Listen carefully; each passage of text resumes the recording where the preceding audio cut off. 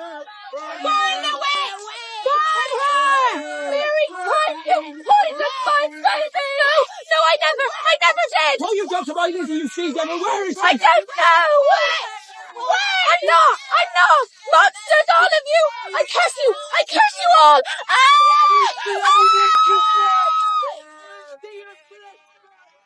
On November the 21st, the day of her 47th birthday, and 3 weeks and 2 days before she was murdered, Rhoda Gradwin went to Harley Street to keep a first appointment with her plastic surgeon, George Chandler Pole.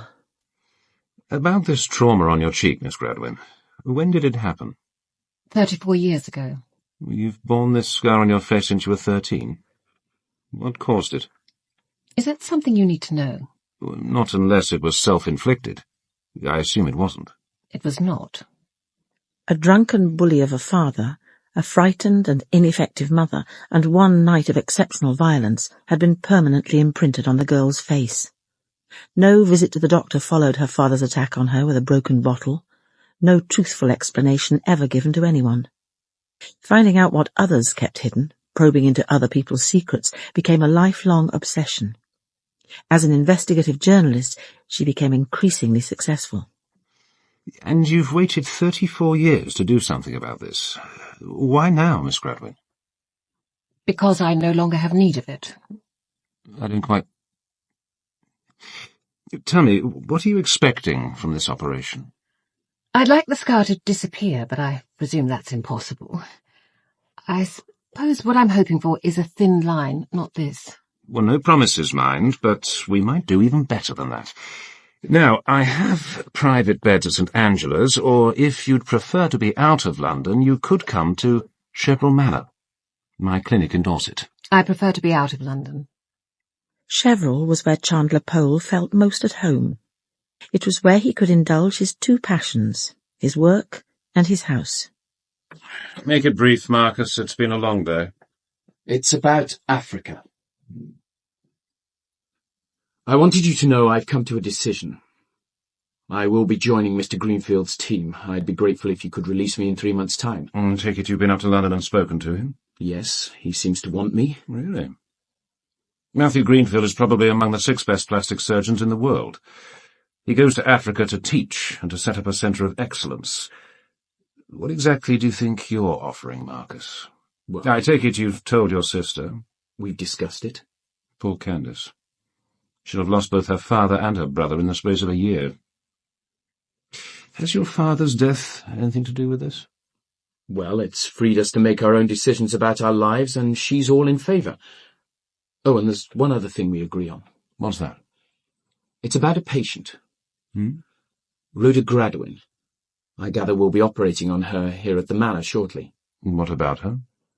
We were wondering whether you really want to encourage investigative journalists here. Can't you just see the sort of thing they'll write? Rich women squander valuable operating time, waste of leading surgeons' talent. We don't need that sort of publicity. But Rhoda Gradwin needs what we can provide. If Candace doesn't like her, she need have nothing to do with her. The patients aren't her concern. Chandler Pole hadn't intended to spend this Wednesday embroiled in arguments with either Marcus Westall or his sister, but now that a decision had been made, he thought it would be as well to see what Candace had in mind. He left the Manor, and in the fitful winter sunshine walked up the lane to Stone Cottage. Approaching, he saw a dirty sports car parked next door outside Rose Cottage. So the Westalls' cousin, Robin Boyton, was visiting. Boyton tended to book the cottage at short notice. He couldn't help thinking how different Stone Cottage looked since Candace and her father had arrived some 2.5 years before. She was an assiduous gardener, and gardening had been one legitimate excuse for getting away from her father's bedside during the long months that she'd nursed him. Chandler Pole found her raking the back lawn. Ah, there you are. Good morning, George. I think I know why you've come. I was just going to break for coffee. Come into the cottage, will you? It's about Marcus, isn't it? He says you agree with this African decision. It's time he left, George. I can see it's inconvenient for you, and we're both sorry about that, but you'll find someone else. You must have a replacement in mind. That's not what concerns me. It's what Marcus proposes to do with the rest of his life. He can hardly stay permanently in Africa. But if he comes back in a year or two, what will he come back to? This gap will have done nothing for his career. He's prepared to let life take its course. And now that probate's been granted for Father's will, neither of us has to worry about money for the rest of our lives. Will you stay on here for a time? I know Helena will be glad of help. She can't run the manor single-handed. I'd be happy to stay on for a while. George, there's one other thing. You've got Rhoda Gradwin coming here soon for an operation. She's a dangerous woman. Dangerous? In what way? To whom? You must know something of her reputation. She's an investigative journalist, one of the worst kind. She sniffs out gossip like a pig with truffles. She makes it her job to discover things about other people which give them distress or pain or worse. She sells secrets for money. George, tell her there's been a double booking. Tell her you'll operate in St. Andrews. What on earth is all this about, Candace? You're usually so rational. This seems close to paranoia. It's just that I doubt if patients who come here for privacy would be delighted to find themselves in the company of a notorious journalist.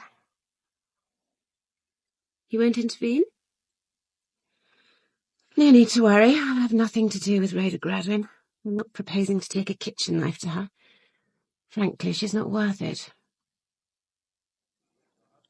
Robin Boyton was waiting, as always, at his favourite table by the door, which, as always, Rhoda had booked for them. Darling. Hello. Lovely to see you, Rhoda. How did you get on with the great George? He seemed competent. I'll be having the operation at Chevron Manor. In that case, I think I'll visit you while you're in residence. You'll welcome a gossip. No, Robin, I won't welcome a gossip. I chose the manor specifically to ensure that I'll be left alone. Well, I do think that's rather grudging of you, considering I recommended the manor to you in the first place. And George Chandler Pole, come to that. I'd already heard of Chandler Pole. He's one of the best plastic surgeons in Europe. But you know, Robin, I've never been quite clear about your connection to the manor. You stay there from time to time, don't you? Aren't you some kind of relation? Not of Chandler Pole. His surgical assistant, Marcus Westall, is my cousin. There are 2 cottages in the grounds. Marcus lives in one of them with his sister Candace. She helps to run the manor. Oh. I'm their only living relative. You'd have thought that would mean something to them. And it doesn't? Let me give you a little family history. Rhoda was happy to settle back and listen. Anything she could learn about Chevron Manor would be useful. To arrive anywhere unbriefed was to put oneself at a disadvantage. Robin explained that his Uncle Peregrine, who'd died 9 months previously, had left his cousins Marcus and Candace about £8 million between them. Peregrine Westall had inherited the family fortune from his own father, who died only a few weeks before him. 2 deaths so close together. Death duties must have been horrendous. But old grandfather Theodore had thought of that. He set up some form of insurance years before. Anyway, the money's all there, passed down to my Uncle Peregrine, and now my cousins will pocket the lot. And you'd like a part of it? Well, I deserve a part of it. Grandfather Theodore Westall had 2 children, Peregrine and Sophie. Sophie was my mother. Trouble was, my grandfather never approved of Sophie's marriage. He cut the Boytons off from the family. And your father? Where is he? Faintest idea. He emigrated to Australia when I won my scholarship to drama school. Look, some of that family money should be mine. It's simple justice. Those 2 now have more than enough cash. It wouldn't hurt them to show a little generosity. If I visit, I like to remind them that I exist. Robin, I've just thought of something. How long was it that Peregrine survived his father? 35 days. Really? Well, your cousins must have had a pretty anxious time for a while. There's a clause in all wills saying you've got to survive 28 days after the death of the testator if you're to inherit. I didn't know that. Oh, yes. So I imagine they took good care to keep their father alive during the month after Theodore's death, to say nothing of those extra days. But just think, Robin. Was he really alive? Perhaps he died at some point and they popped him into a freezer and then produced him nice and fresh when required. There's a classic crime novel with that as the plot. Robin Boyton was silent, and she saw that he poured the wine as if his thoughts were elsewhere. She thought with amusement and some concern, "My God, is he taking this nonsense seriously?" Boyton looked across at her. Candace was nursing her father at home. What could have happened?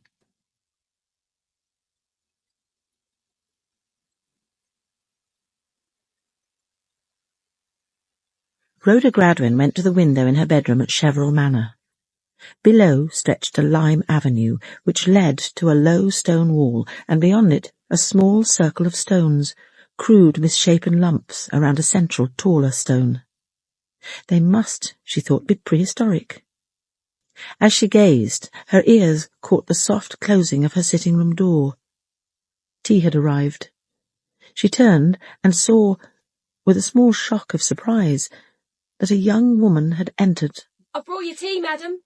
She was a slight figure, wearing a blue checked dress with a shapeless fawn cardigan over it.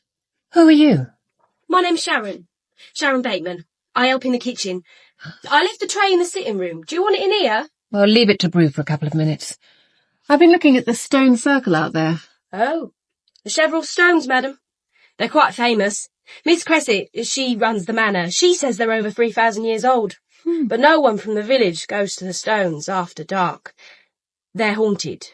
They're scared of seeing the ghost of Mary Kite, walking and watching." Who's Mary Kite? "She was tied to the middle stone and burnt there in 16-something or other. She was condemned as a witch. You can still see the brown patch where the fire was. What? They say that on the date of her death, her screams can be heard as far as the church. She cursed the village as she was burnt, and afterwards nearly all the children died." Oh, you surely don't believe all that nonsense. "So you don't think the spirits of the dead can come back to visit us?" The dead don't return to visit us, either as spirits, whatever that means, or in any other form. "Oh, but the dead are here. Mary Kite isn't at rest. How could she be? She was only 20 when they burnt her. And the portraits in this house, all those dead faces. I know they don't want me here." That's ridiculous. They're dead. They're beyond thought. And Mary Kite is dead. She can't come back.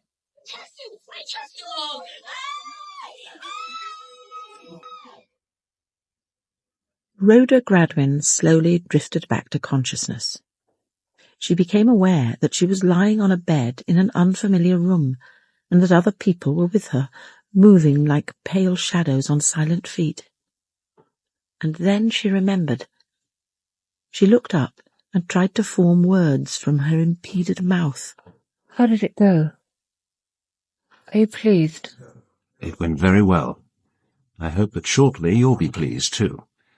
Now you must rest here a while, and then Sister will wheel you up to your room.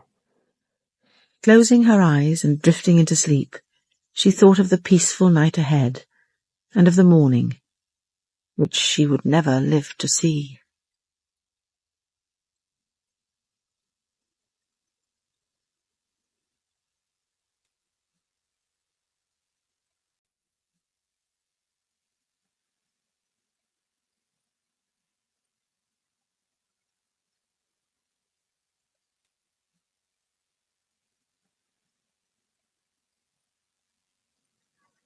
With the operation on Rhoda Gradwin satisfactorily completed, George Chandler Pole was alone in his private sitting-room.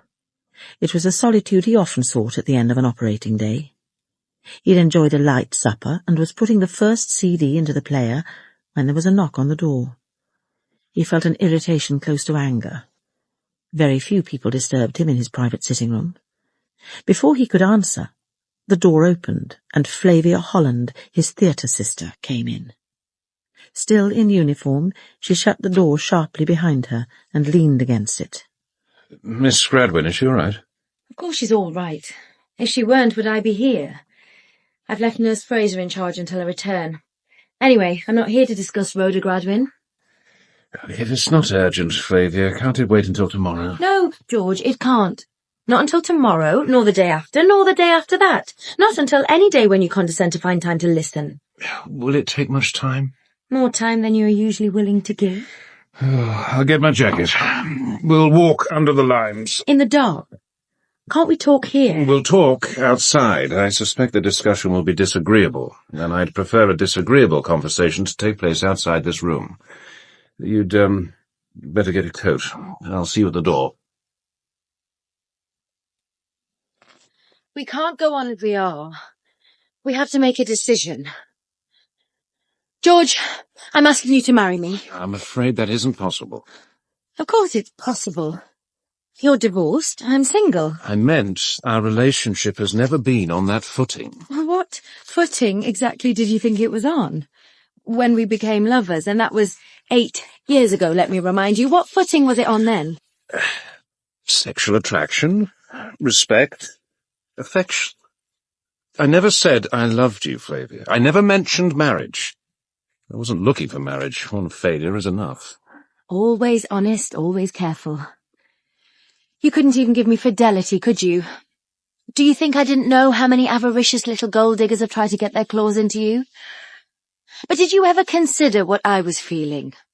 For me, it's been 8 years of commitment. Flavia, I'm sorry.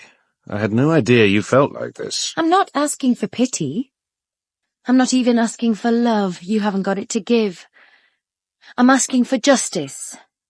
I want marriage, the status of being a wife, the hope of children. I'm 36. I don't want to work until I retire. It isn't too late. You're very attractive, and you're still young.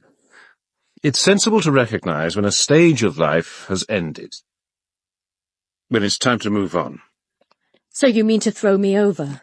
To move on. And you won't marry me? I will not. Flavia, accept it. This is the end. Don't think the people here don't know we're lovers. Marcus and Candace, Helena, even the Bostocks in the kitchen. They're all probably wondering when you're going to chuck me. Well, I'm damned if I'll stay here to endure their pity. You leave in a few days for the Christmas break. When you return, I won't be here. As you wish. But, George, promise me one thing. I've never asked for anything, have I? But I do ask this one thing. Come to me tonight. Come to my room. It's the first and last time I ask, I promise. Come late, about 11. It can't end like this. Of course I'll come. Rhoda stirred into drowsy wakefulness. She lay for a few seconds, motionless in that brief confusion which attends the sudden awakening from sleep.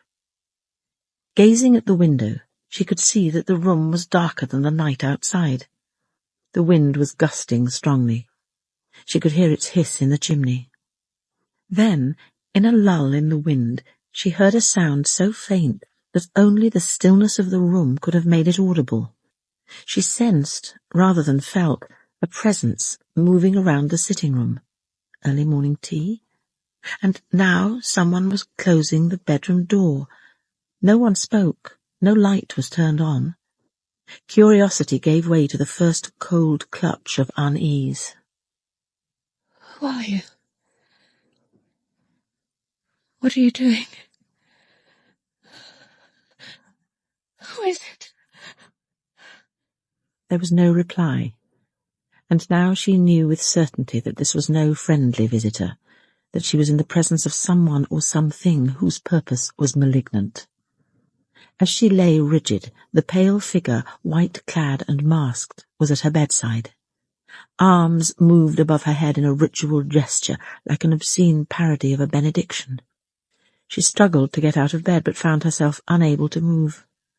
The white-clothed figure looked down on her. She heard words quietly spoken, but she could make no sense of them. She knew that this was death, and with the knowledge came an unsought peace, a letting go. And then the strong hand, skinless and inhuman, closed around her throat, forcing her head back against the pillows, and the apparition flung its weight forward. She wouldn't shut her eyes in the face of death, nor did she struggle. The darkness of the room closed in on her, and became the final darkness in which all feeling ceased.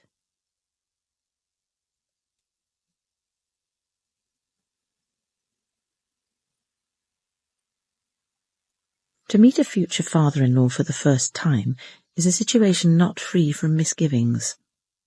At 10:30 on the Saturday of Rhoda Gradwin's death, Commander Adam Dalgliesh, accompanied by his fiancée Emma Lavenham, was knocking on the door of 27 Calverton Mansions, one of Marylebone's blocks of spacious Edwardian flats.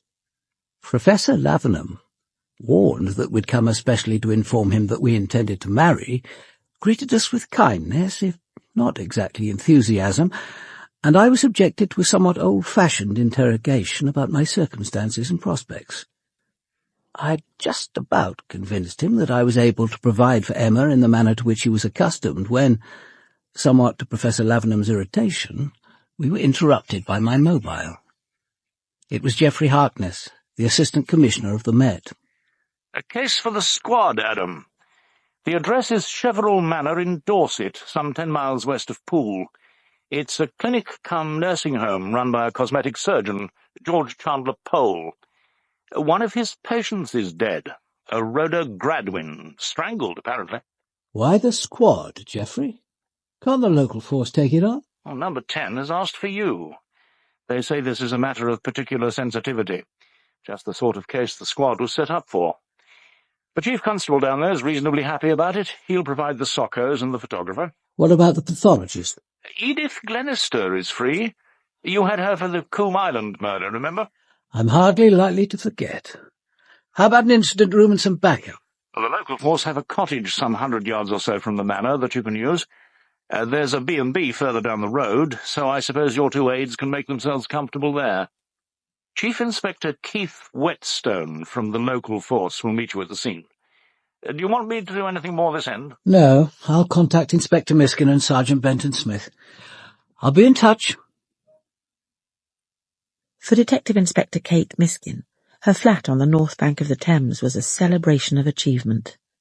Paying the mortgage in the first few years had meant sacrifices, but she'd never lost that first excitement of walking through rooms full of light, of waking and falling asleep to the never-ending pulsation of the Thames.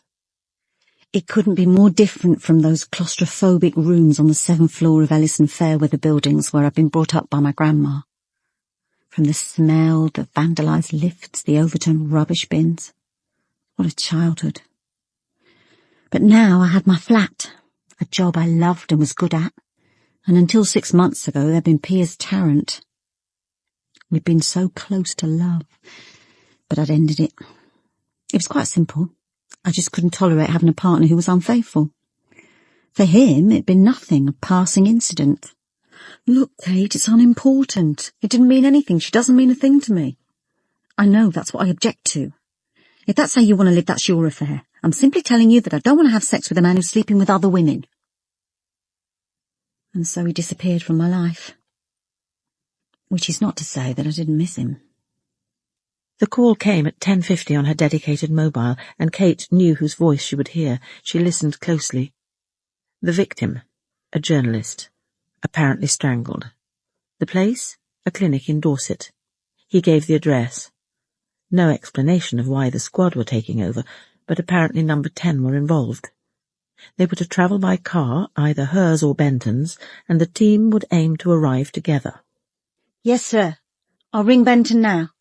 I think we'll take his car. Mine's due for a service. Right.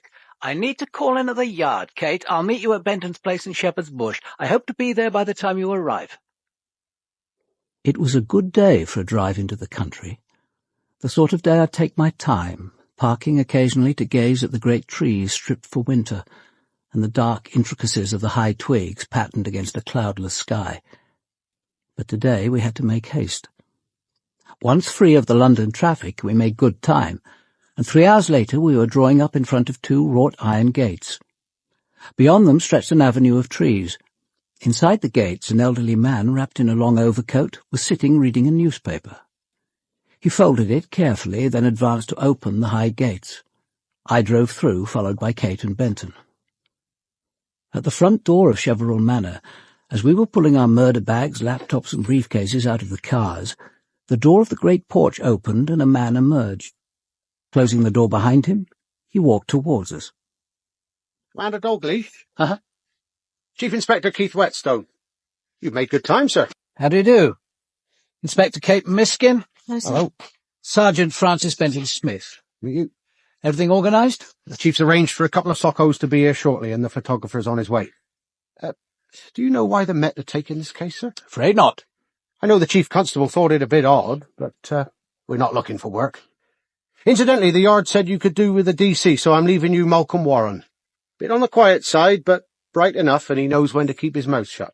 Quiet, reliable and discreet. I've no quarrel with that. Where is he now? He's outside the bedroom guarding the body.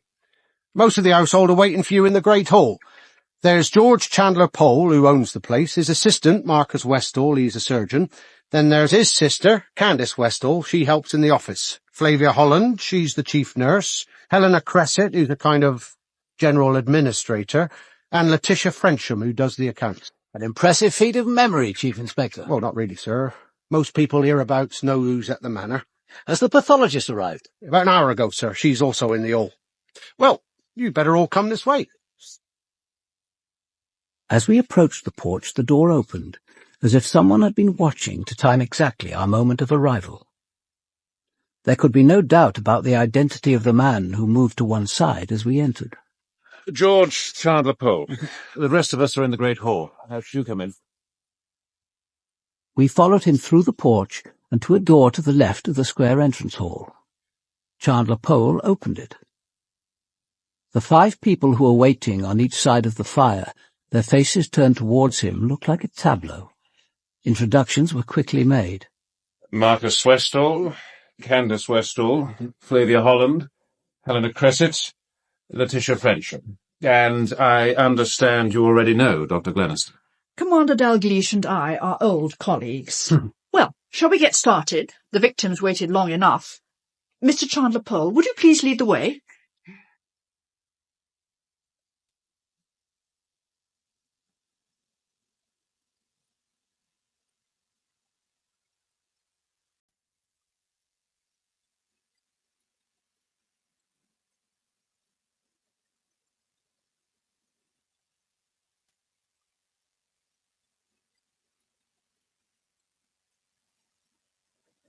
Kate Miskin, Sergeant Benton and I had driven down to Dorset, and Chandler Pole had introduced us briefly to his staff. The pathologist, Dr. Glenister, had already arrived, and we followed Chandler Pole up to a corridor on the 2nd floor. There was no need to point out which room Rhoda Gradwin had occupied. A uniformed policeman seated at the door sprang up smartly as we appeared and saluted. I peeled the adhesive tape away from the door and we entered the sitting room. Once inside, we saw that the door to the bedroom was closed. Chandler Pole pushed it gently open. A tray lay behind it, the cups broken and the teapot, its lid detached, on its side. The dark stain of tea splattered the carpet. The bedroom was in darkness. Things are exactly as I found them. No one has entered this room since Sister and I left. I switched on the light at the door, and I saw that the cord with its red call button had been looped high above the bed. We approached the body. Rhoda Gradwin was lying on her back, her 2 arms raised awkwardly above her head as if in a gesture of theatrical surprise. The left side of her face was covered by a taped surgical dressing. The cause of death was evident. She was strangled by a right-handed grip. The hand was probably in a smooth glove. See, there's bruising, but no nail scratches. I'll know more when I have her on the table. One thing, Mr. Chandler Pole, I think the lab will find it useful to have a list of all the drugs you keep in the dispensary here. I'll get that for you. Thank you. I'd like a few minutes with you alone shortly, Mr. Chandler Pole. I need to get an idea of the layout here and details of the staff. I'll be in the general office. That's inside the porch. I'll look out a plan of the manor for you. Thank you. Can you estimate time of death yet, Dr. Glenister? Based on the hypostasis and the present development of rigor mortis, I'd say she died between 11 and 12:30 last night. Probably earlier rather than later. Thank you. Benton, the photographer and the Sockos will be here shortly. You stay and cope with them. Kate, come with me. Sir?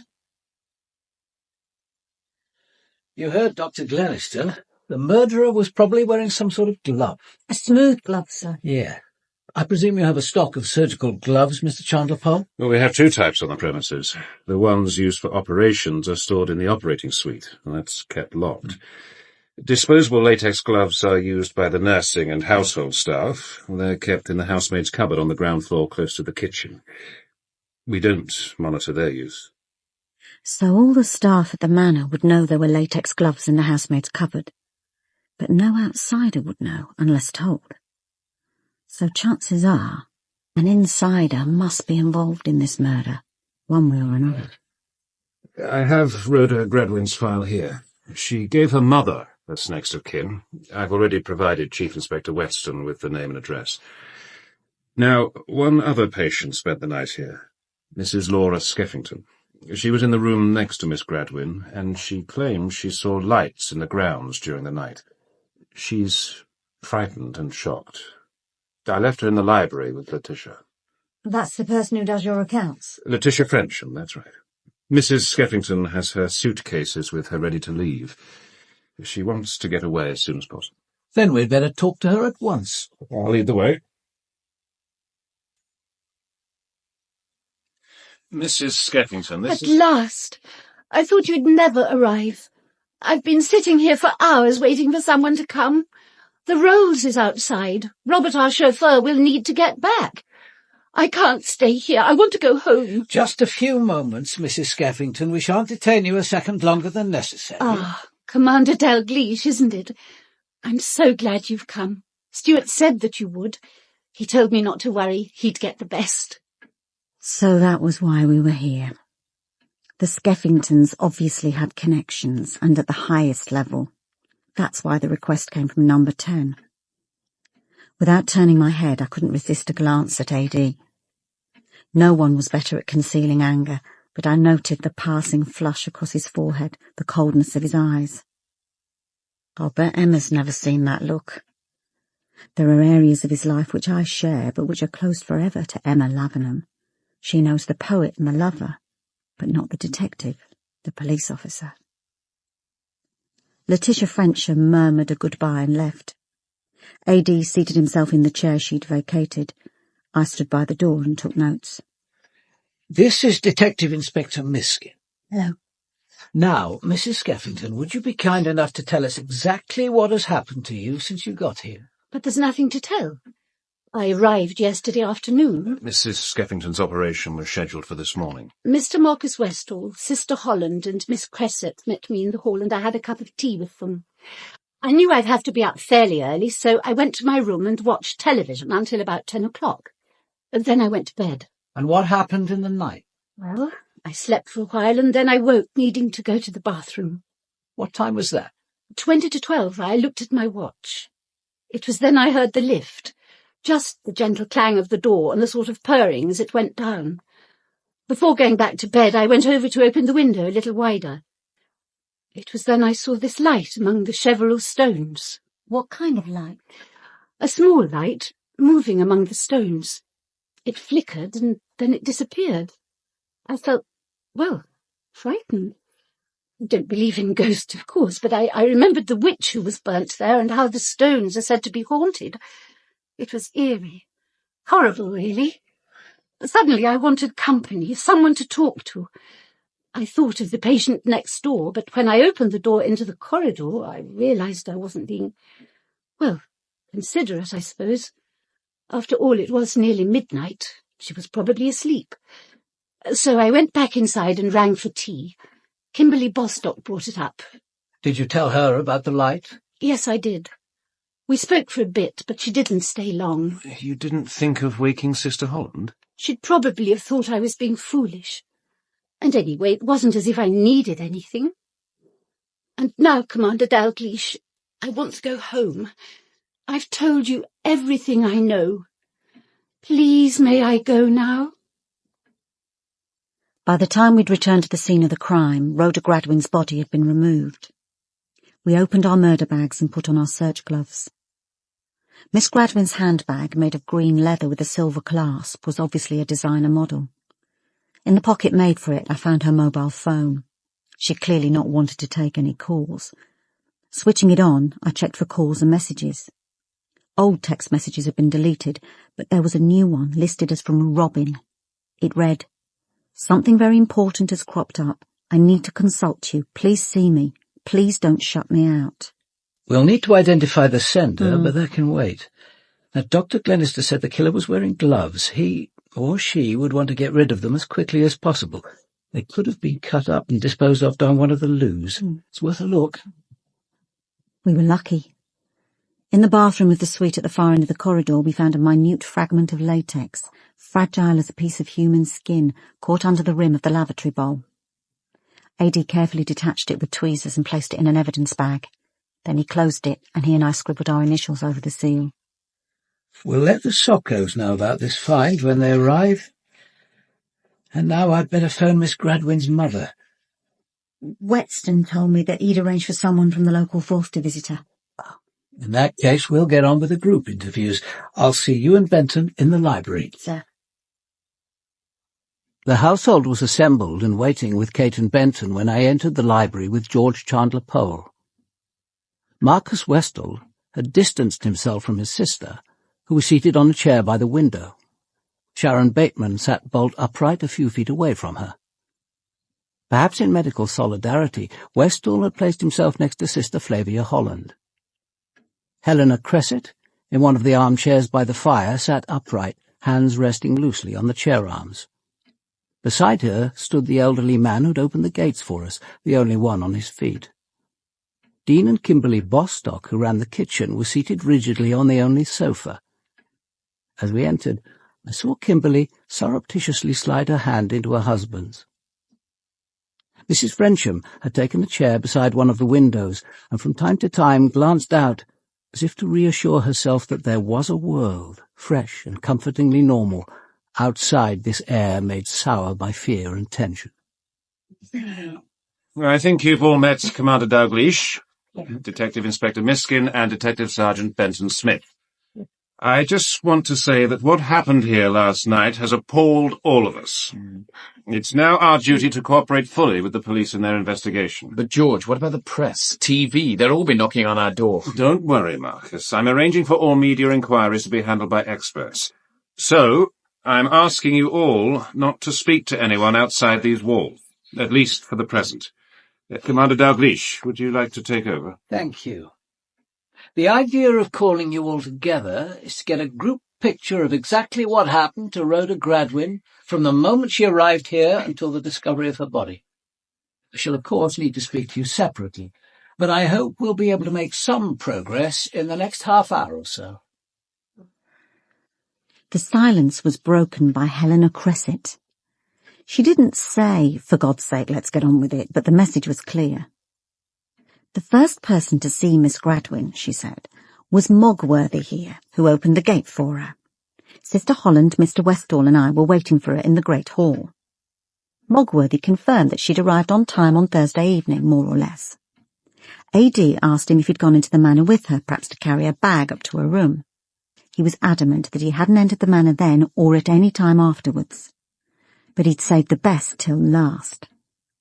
When AD asked if he'd seen or heard anything unusual, he gave a smirk of sly satisfaction. Just before midnight, cycling home after his usual Friday fish and chips with a neighbour, he'd seen a car parked in the lay-by near the stones. This was news to them all, as no doubt Mogworthy had intended. I watched their faces as they glanced at each other. A moment of shared relief. A moment only. The next instant, the door was flung open and a man burst in with DC Warren behind him. My God, Marcus. How could you, you bastard? Our cousin, Robin Boyton. He's staying in the guest cottage. Robin, this is Commander Dalgliesh of New Scotland Yard and his You colleagues. cold-hearted bastard. My friend, a dear close friend, is dead. Murdered. And you didn't even have the decency to tell me. And here you all are, cozying up to the police, deciding to keep it all quiet.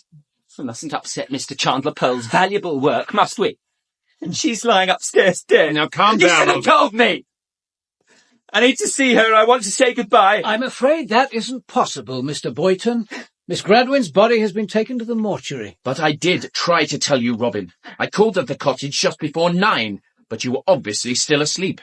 Anyway, who knew you were such a close friend of Rhoda Gradwin? You once told us you knew her, but not that you were close. Mr. Boyton, at present, I'm interviewing only those people who were in the house from the time Miss Gradwin arrived until her body was discovered. As a friend of hers, what you have to tell us will be helpful, but not now. I must ask you to leave. Fine. As for you, Chandler Pole, nothing to say. She came here to have that scar removed, to make a new life for herself. She trusted you, you murdering bastard, and you killed her.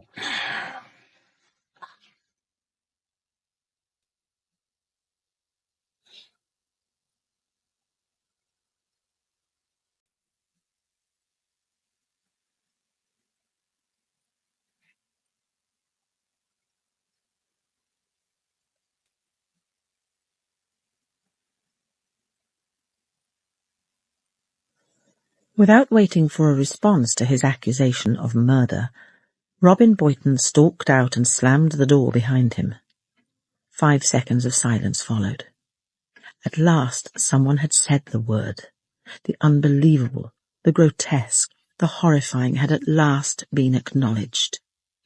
"Shall we get on?" I said. And for the next 20 minutes the recital of events on the previous day proceeded smoothly. Helena Cresset, who was in charge of running the manor, had welcomed Rhoda Gradwin on the Thursday evening and taken her directly to her room. Yesterday, Friday, Miss Cresset had worked in the office with her assistant, Candace Westall, till 7, and had then joined Sister Holland and Letitia Frensham for dinner. Marcus Westall, she'd been told, was in London, staying the night with a consultant he was hoping to work with in Africa. This morning, Saturday, Miss Cresset was already showered and dressed when Chandler Pole arrived to tell her that Rhoda Gradwin was dead. Letitia Frensham, who ran the manor's financial affairs, confirmed Helena Cresset's account of their evening together. Miss Westall?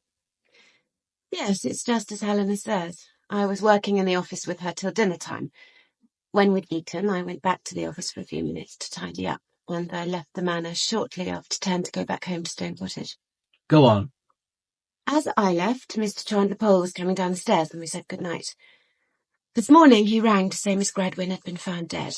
Marcus and I came over at once. "So you'd come back from London, Mr. Westall?" Well, it seems silly staying on. Matthew Greenfield and I finished dinner quite early, and then we chatted for a bit, and it was still only about 10 o'clock, so I decided to drive back home. I arrived around 12:30. "Sister Holland?" Miss Gradwin was taken to the operating theatre around mid-morning. The operation went very smoothly. As soon as it was over, the anaesthetist and the ancillary staff left the manor. She spent a few hours in recovery and was wheeled back to her room at 4:30 yesterday afternoon. She slept till about 7:30 and then she asked for a light meal. My room is at the end of the corridor and I looked in every hour to check on her until I went to bed myself at around midnight. My last visit was at 11. Miss Gradwin was asleep. Mr. Chandler Pole's account agreed with hers. The operation had gone well, and he'd felt confident of an excellent result. He'd visited his patient last evening at about 10 o'clock. He'd been coming downstairs when he'd seen Candace Westall leaving the manor. Throughout the proceedings, Sharon Bateman had been sitting very still, with a look on her face which could only be described as sulky. A.D. glanced at me, and I knew he wanted me to tackle her. What about you, Sharon? What did you do yesterday evening? Me? I helped Dean and Kim in the kitchen till 9ish. Then I went to my room and watched TV. What did you see? Can't remember. It's all rubbish anyway, innit? So when did you hear about Miss Gradwin? This morning. Sister Holland came and woke me up and told me. Then she said to get down to the kitchen as soon as possible to help out. "And you? Mr. and Mrs. Bostock, isn't it?"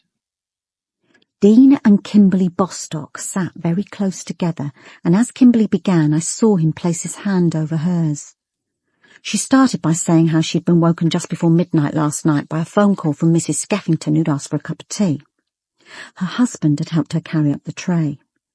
He never went into the patient's room, so he'd waited outside.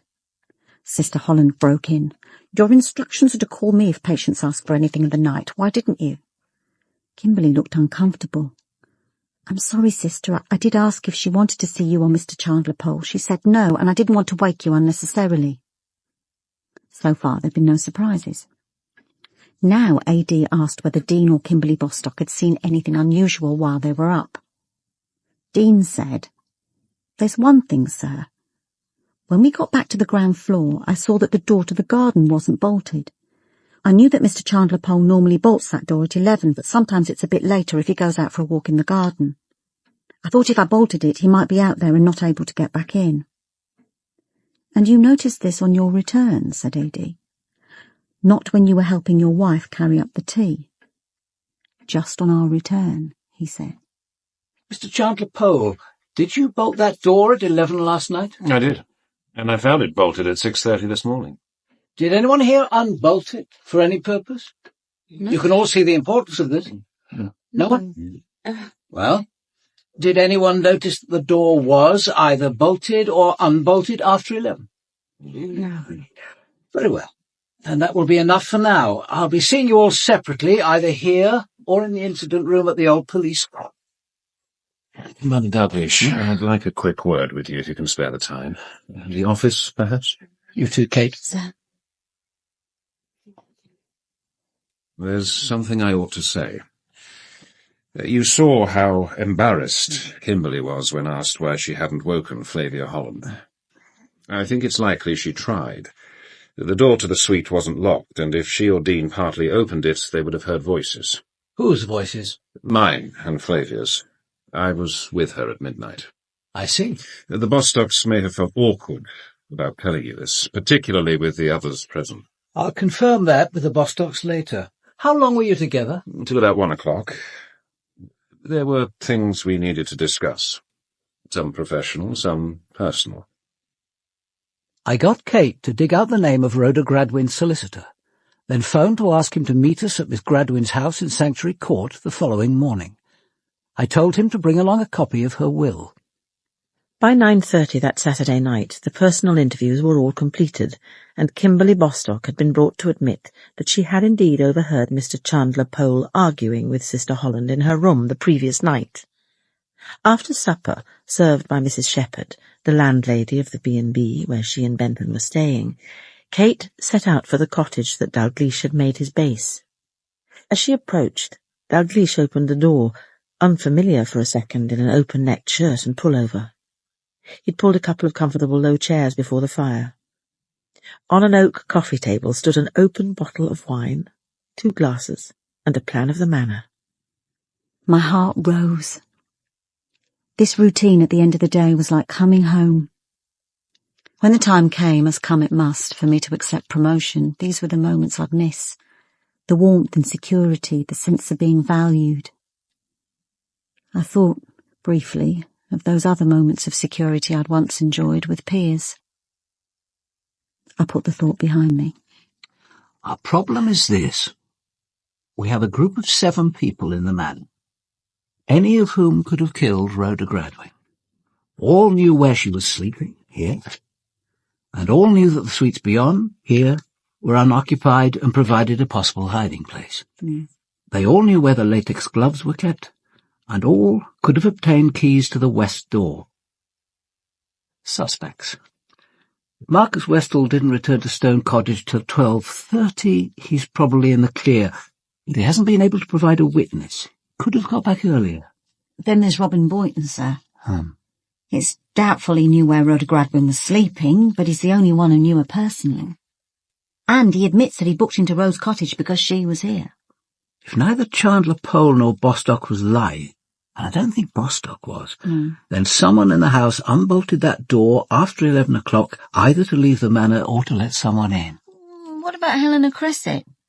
Her father once owned the manor. He was forced to sell after the Lloyd's crash, and Chandler Pole snapped it up. Rhoda Gradwin wrote some pretty vicious things about Cresset at the time, and he died not long afterwards. Perhaps Cresset's daughter bore a grudge and seized her opportunity. Or perhaps Rhoda Gradwin wasn't the sole victim. Does someone bear a grudge against Chandler Pole? Did the murderer want to destroy the clinic, to ruin Chandler Pole?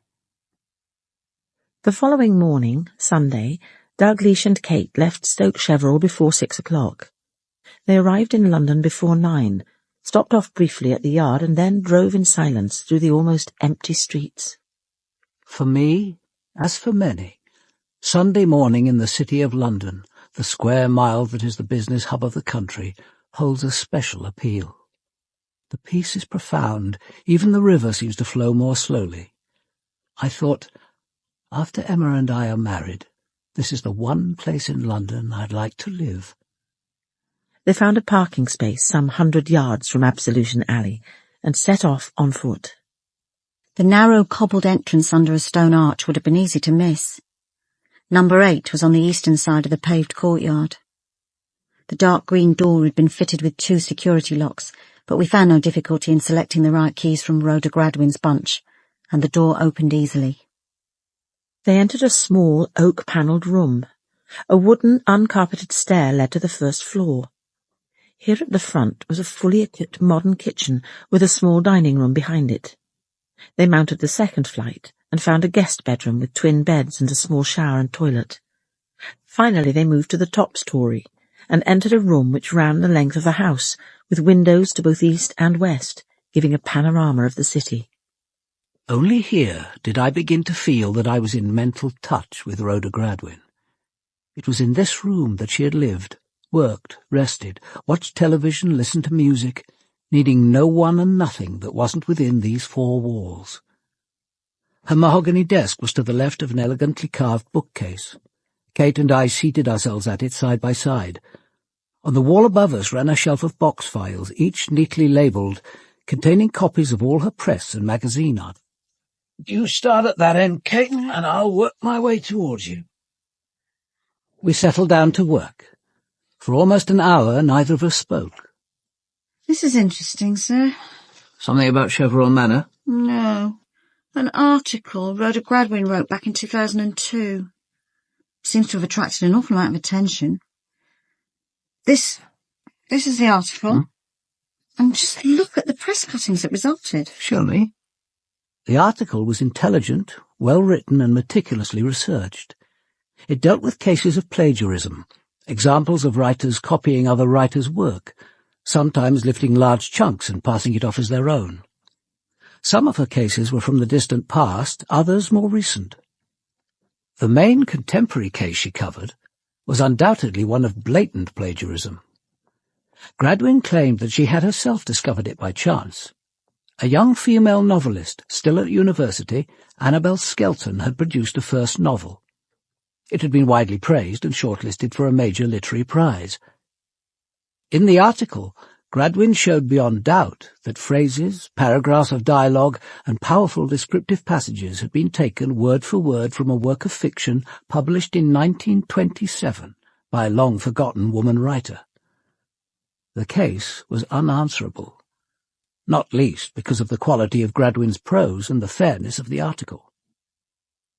It had appeared when the tabloids were short of news, and journalists had made the most of the scandal. There had been vociferous demands that Annabel Skelton's novel should be removed from the shortlist. The result of the furore that followed Rhoda Gradwin's article had been tragedy. 3 days after the article appeared, the girl had killed herself. This picture, taken at Annabel Skelton's graveside. Have a look. Yes, sir. What of it? That woman, 3rd from the left. Recognise her? Oh, just a second. I can't quite... Here, use this. Oh, my God, sir, you're right. It's Candace Westall.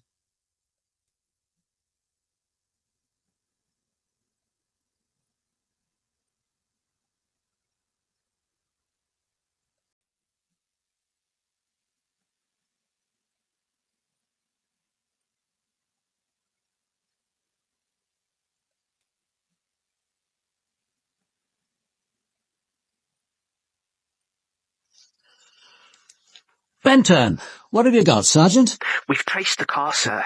The one Mogworthy he spotted on Friday night. Quick work, Sergeant. Kate, you'd better hear this. I'll put it on speakerphone. Thanks, sir. Congratulations, Benton. Well, we struck lucky, sir. The landlords at our B&B, the Shepherds, well, their grandson arrived late on Friday night at the weekend. He was stuck behind the car on his motorbike for the last few miles. We saw it parking up at the Stones. When was this? About 11:30 on Friday night. But the real bit of luck was that the car's rather old, and Tom Shepard remembered the 3-digit registration. And the car owner? A bit surprising. It's a clergyman, the Reverend Michael Curtis. Lives in Derrington Cross, the vicarage at St John's Church. Full marks, Benton. Anything else? The Sockos have been combing the area, sir, and it came with a plastic bag that was hidden behind one of the Chevron stones. Huh? Inside was a bundle of old postcards, or rather half-cards. The address side is missing. They seem to have been written to a child, all sent in 1993. Have you asked anyone who they might belong to? Oh, yes, sir. Well, Sharon Bateman seemed the most likely, so I got her along to the old police cottage. Well, she said at once they were hers, said they'd been sent to her by her father after he'd left home, and she said they were the most precious things she had, and she'd buried them near the stones when she first came to the manor, because she reckoned they'd be safe there. An eventful day, Sergeant. Well done. Oh, that'll be Mr. Macclesfield. I'll let him in. Can you give Kate the address and postcode of that vicarage? We'll make our way there as soon as we've finished here. Yes, sir. Rhoda Gradwin's solicitor was tall, fair-haired, and in his early 40s. He refused to sit, but used the chair to hold his briefcase, which he opened. He pulled out Rhoda Gradwin's will. Her mother was the main beneficiary. The amount will probably surprise her, he said. I asked about other legacies. £20,000 goes to a Robin Boyton, he said. I don't know his relationship with the deceased. And with that, clearly a little annoyed at having his Sunday disturbed, he hurried away to host a family lunch. Kate and I turned back to our examination of Rhoda Gradwin's study. One drawer in her desk was locked, and I found the key on the bunch we'd taken from her handbag. I pulled the drawer open. Inside there was a beige manila folder, the pockets stuffed with papers. Kate pulled in a chair beside me. The papers were almost entirely press cuttings. At the top was an article from a Sunday newspaper dated February 1995. The headline was stark, "Killed because she was too pretty." Underneath was a half-page photograph of a little girl in school uniform. "Lucy Beale, aged 9, ran the caption.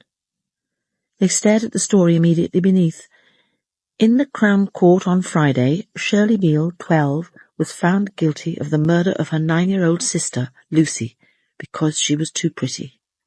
She strangled Lucy with her school tie and then bashed in the face she hated until it was unrecognizable. Beale will be sent to a secure children's unit until she is 17, when she will be transferred to a young offenders institution. I turned over the cutting. Beneath it, clipped to a plain sheet of paper, was a photograph. An older girl in the same school uniform. I pushed it across to Kate. It was a face we both knew. Sharon Bateman. I wonder how Gradwin managed to make the connection. It's odd the press were even able to publish the names. Reporting restrictions must have been lifted for some reason. Death had occurred at about 3:30 on a Saturday afternoon when the grandmother had gone to a local hall to play bingo. It was not unusual for the children to be left alone. The murder had been discovered when she returned home at 6 o'clock. Lucy's body was on the floor of the kitchen. Shirley was upstairs, asleep in bed. She had made no attempt to wash her sister's blood from her hands and arms. The weapon used to batter Lucy's face to a pulp was an old flat iron which was used as a doorstop. When asked, Shirley at once admitted killing her sister. She showed no emotion. Won't Sharon have a probation officer? She will. And we'll have to inform the probation service that Sharon is involved with the murder. They're the ones responsible for her. Her supervisor will have to be present when we get round to questioning Sharon. I'd like that to be tomorrow, if possible. Sunday isn't the best day to get this set up, but I'll try. I'll also phone Benton. I need to have Sharon watched. Would you continue looking through these files? I'll do my phoning from downstairs.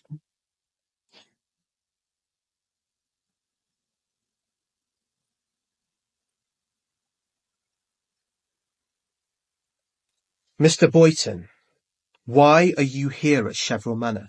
Because Miss Gradwin asked me to come. She booked in for an operation that would be life-changing for her, and she wanted to have a friend here who could join her for a week's convalescence. But that isn't quite accurate, is it, Mr. Boyton? Mr. Chandler Pole was quite clear that Miss Gradwin had said she wanted no visitors. She may have changed her mind. Or perhaps she didn't want anyone to see her before the bandages were removed. I don't know. I only know she asked me to come. But you sent her a text. We found it on her mobile. What did you say? Something very important has cropped up. I need to consult with you. Please see me. Please don't shut me out. What was this important matter, Mr. Boyton? It wasn't really important. I tried to make it sound as if it was. It was about money. I run an advisory company with my partner. We teach the socially insecure how to smarten up their act. It's a real market opportunity, and do the clients pay? But we were running the show from Jeremy's house, and the neighbours were getting a bit sniffy. We needed another base, and a suitable property had come on the market. It would have been a really good investment for Rhoda, and I hoped she'd help. With the scar gone and a new life before her, she might have been interested. And your partner, Jeremy... Coxon. Mr. Coxon can confirm this? Yes, he could, but I don't see why you should ask him. I didn't tell him I was going to approach Rhoda. None of this is your business. We're investigating a murder, Mr. Boyton. Everything is our business. AD spoke little on the journey north. This didn't bother me at all. Journeying with him in companionable silence has always been a special pleasure. Though, I thought, Riley, Piers and I could never stop talking to each other. The sat-nav eventually brought us to St. John's Church, a huge, grimed Victorian building with a dominant spire on the corner of the street we were seeking. Number 2 was the largest house, with a garage to the left and a small front lawn.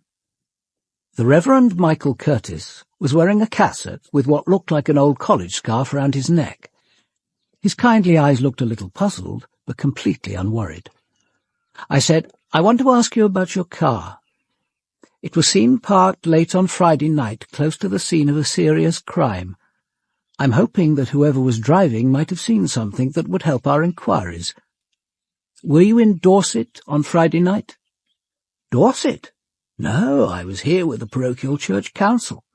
I'd lent the car to a friend. His own car was in for servicing, and he had an urgent appointment he was very anxious to keep. He must have returned it yesterday morning before we got up. He was back when I went out to 7 o'clock Mass. He left a thank-you note on the dashboard, and he'd filled it with petrol. He's always very considerate." "May we have his name and address?" I said. "Certainly. He's the head of our local comprehensive, Droughton Cross, Stephen Collinsby. You might catch him now at the school. He usually goes in on Sunday afternoons to prepare for the week ahead." A few minutes later we arrived at a Victorian building of patterned brick, standing back in a large asphalt playground surrounded by tall railings. The front door was opened to our ring so quickly that I suspected the Reverend Curtis had phoned his friend. Stephen Collinsby, almost as tall as AD, was wearing a pair of old trousers and a jumper with patches of leather on the elbows. He led us through the sparsely furnished entrance hall and down the terrazzo-floored corridor, and stood aside to let us enter a room that was a mixture of conference room, study and sitting room. He pulled out 2 chairs at the table. "Shall we sit here?" Thank you. Thank you. "We're making inquiries into the suspicious death of a woman in Stoke Chevron in Dorset. A Ford Focus with a number plate 341 UDG was seen parked close to the house around 11:30 on the night she died, last Friday. We're told you borrowed the car on that date. Were you driving? And were you there?" "Yes, I was there." "Under what circumstances, Mr. Collinsby?" "I want to make a statement. I want to explain everything to you. I know it will all have to be official later, but I want to tell you now in my own words." "Perhaps that would be best." Well, when I gained a place at London University for a 1-year teacher training course, I needed somewhere to live. A friend of mine had rented a room out in Essex. When visiting him, I saw an ad in a shop window offering a room suitable for a student, so I rang and went to the house. It was occupied by a docker, Stanley Beale, his wife and their 2 daughters, Shirley, who was 11, and her younger sister Lucy, aged 8. "You rented the room, I take it?" "I did, but the atmosphere in that house was awful. They had their maternal grandmother living with them, and the husband and wife were on shouting terms. To cut a long story short, within a week of my arrival, after a quarrel of house-shaking ferocity, Beale walked out. I could have done the same, but what kept me there was The younger daughter, Lucy. Lucy, aged 8. How can I describe her to you? She was an enchanting child. Graceful, gentle, with a fine intelligence. Sometimes when I was studying in my room, Lucy would join me and read while I was working. Then we would talk. Some weekends I'd ask her mother if I could take her up to London to a museum or gallery. Her mother was glad to have her out of the way, particularly when she was bringing her men back home. Did you... I know what you're going to ask, and no, this was not a sexual relationship, not in any sense. It was love, pure and simple. Who's going to believe me? Shirley also lived in the house, a difficult, morose child. I should have realised that she was unhappy. Once, when I was taking Lucy to see Westminster Abbey, I did ask if she'd like to come, but she refused. What happened next? After I qualified, I decided to take a year off and travel. At first I sent postcards to Lucy, sometimes 2 a week. It's probable Lucy never received them. We think they were intercepted by Shirley.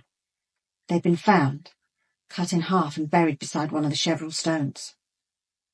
My God. I learned of Lucy's murder when I was in Sri Lanka. I was sick with the horror of it, and of course I grieved for the child I loved. But I now had a wife and child of my own, so I never told anyone of my connection to the family. After all, I felt absolutely no responsibility for her death. I had none. Even when I returned home, the police didn't contact me. Why should they? Quite, Mr. Collinsby. So tell us, when exactly did Shirley Beale get in touch with you?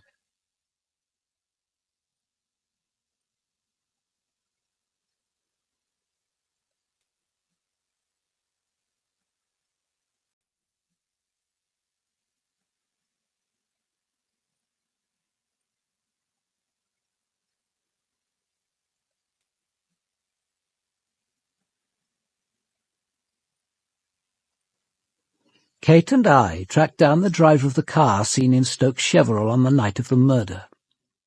Stephen Collinsby told us how he'd lodged in the Beale house when a student, but was abroad when young Lucy Beale had been murdered by her sister Shirley. After he'd returned to this country, no one had known of his connection with the Beales. When exactly did Shirley Beale get in touch with you? Last week, the 12th, Wednesday. That's when I received a letter from her. She'd seen a TV programme I'd appeared on, something about secondary education, and she'd recognised me.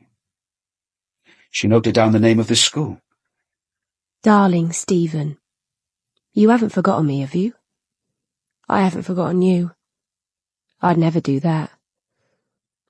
I still love you as much as ever. And I need to see you, Stephen. We must meet. I'm working now down in Dorset in a big house. It's called Chevron Manor. It's just outside Stoke Cheverel. Once you're in the village, there's signposts to the manor so you can't miss it. And there's a lovely big parking space just outside the gates by the stone circle. That's where we'll meet, at midnight on Friday. You will come, won't you, Stephen? 'Cause someone I know really wants to tell the world all about us. About you, and me, and Lucy, and how you threw me aside. And I really don't want to let them do that. So you will be there, Stephen. It's so wonderful to have found you after all this time. We must never let each other go again. All my love, Shirley. The letter horrified me. I couldn't imagine what she meant by still loving me. She'd never loved me, or shown the slightest sign of affection for me, nor I for her. I didn't know what to do. I should probably have told my wife, or even informed the police. But could I make them believe the truth about my relationship with Lucy, or with Shirley? I decided that the best plan, at least at first, would be to see her, and try to reason her out of her delusions. So you met her? Yes. We met at the Stones, just as she said. I didn't touch her, even to shake hands. She repelled me. We sat side by side in the car. I've always loved you, Stephen. You must have known that. Certainly not. Yeah?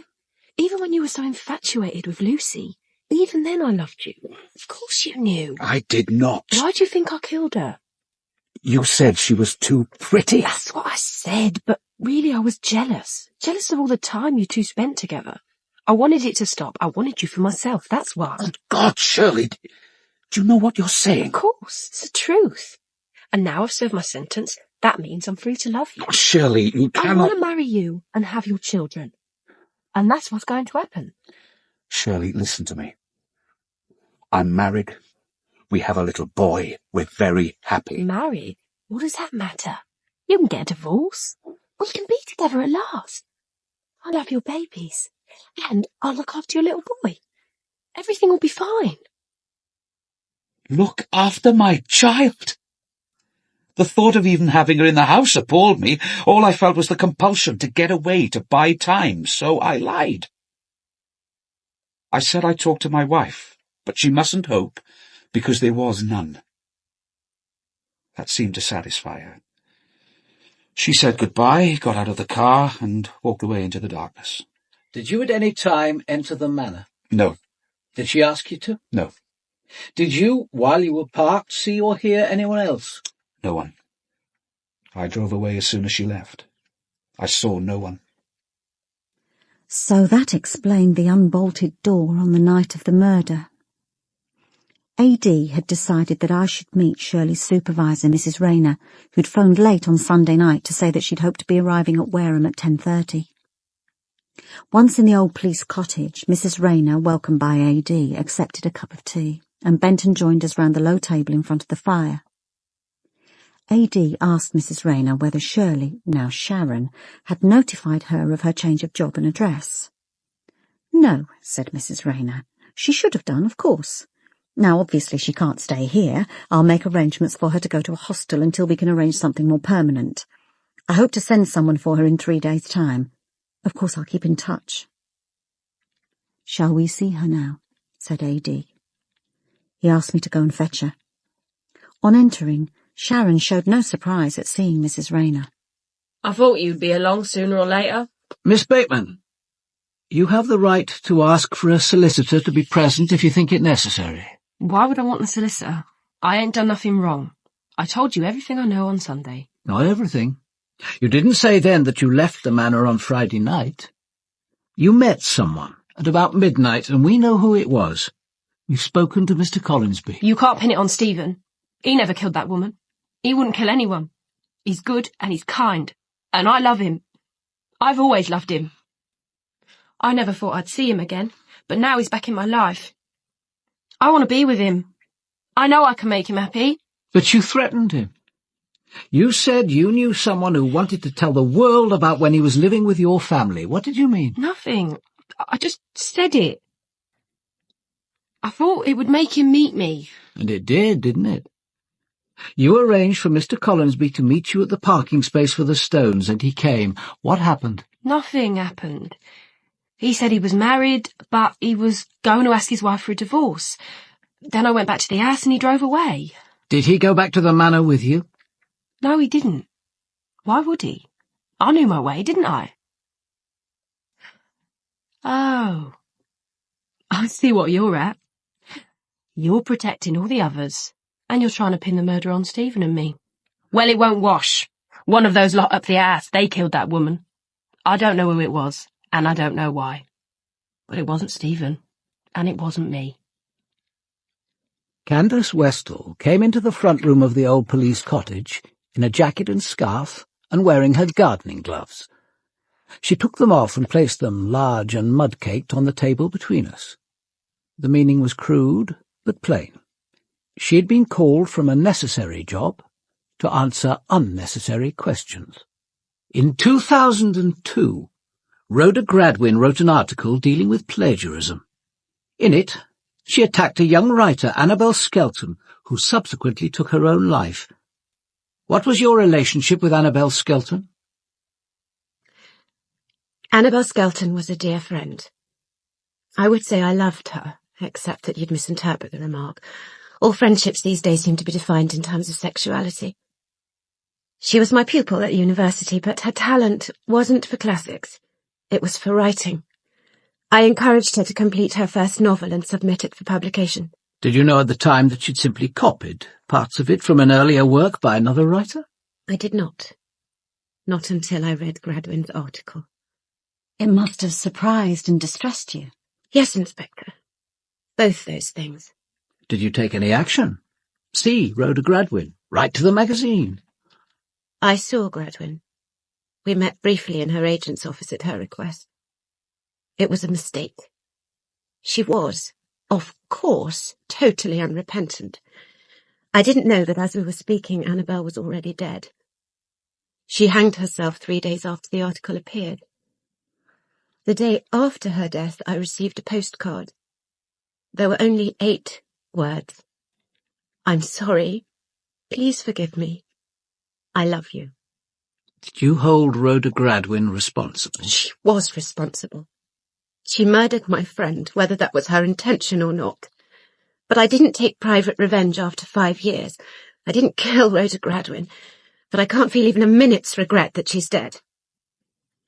Normally, the 3 days of the week when no patients were operated on, and George Chandler Pole was in London, gave Candace Westall and Letty Frensham time to work on the accounts and sort out any domestic problems. Now, on Tuesday morning, the 4th day after the murder, he was still at the Manor, his London list postponed. Even so, there was always work to be done, and Letty and Candace were at their desks shortly after 9. Chevron Manor. Yes, just a moment. It's for you, a man, Jeremy something. Yes? Look, we're busy in the office here, and frankly, we haven't time to chase after Robin Boyson. What? Oh, all right, someone will go round to the guest cottage. We'll tell him to ring you. Goodbye. It's Robin's business partner, Jeremy Coxon. He needs Robin back urgently. He says he can't reach him. The mobile rings, but he only gets the answer phone message. If you didn't want to be disturbed, why not turn off the mobile altogether? I suppose someone had better take a look. When I left Stone Cottage this morning, his car was there and the curtains were drawn. He might be sleeping off a hangover. I'll go. I could do with a breath of fresh air. All right. I suppose I'd better come with you. It was a drab and sunless morning, and they walked to Rose Cottage through a damp mist. The front door was unlocked, and they went through to the kitchen. The air was rancid with the smell of unwashed plates. This looks more like yesterday's supper than today's breakfast. Let's look upstairs. The front bedroom looked as though it had been ransacked. Clothes and underwear lay around on the bed and the floor. This looks ominously like a hasty departure. It does. But taken with the state of the kitchen, I think all we can safely assume is that Robin is exceptionally untidy. Anyway, he isn't in the cottage. No, he isn't here. Do you think we'd better search next door before doing anything else? All right. Let's go in the back way. Robin? Robin! Well, it's certainly not in here. This was once the pantry, now we use it for storage, chairs, cardboard boxes, the old freezer, that table. I'll have a look upstairs. You take the sitting room. Robin! Although very clean, the cottage struck Letty as almost deliberately cheerless and unwelcoming. It was as if, after their father's death, Candace and Marcus had wanted to emphasise that for them, Stone Cottage could never be a home. Anything? No. You? Nothing. Well, I suppose. Candace began to walk towards the garden door. Letty, turning to follow her, paused. Then, without much thought, she unlatched and lifted the lid of the freezer. Time stopped. She stared down at what lay beneath. Then the lid fell out of her hands and she slumped over the freezer, shaking uncontrollably. She gasped and tried to form words, but no sound came. And then Candace was pushing her aside, forcing the lid wide open. Robin Boyton was lying curled on his back, both legs raised stiffly in the air. His feet must have been pressed against the lid. His knuckles were bruised. In his desperation he had beaten his hands against the unyielding metal. The blue eyes wide and lifeless as a doll's, the lips drawn back, his dead face was a mask of terror.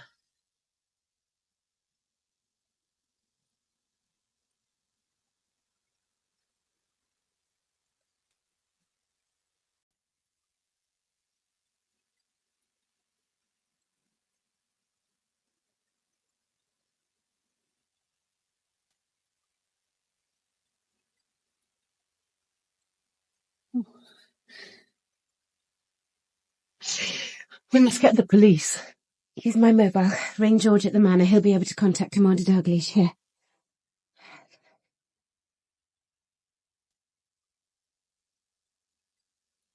George? I'm phoning from Stone Cottage. Candace is here with me.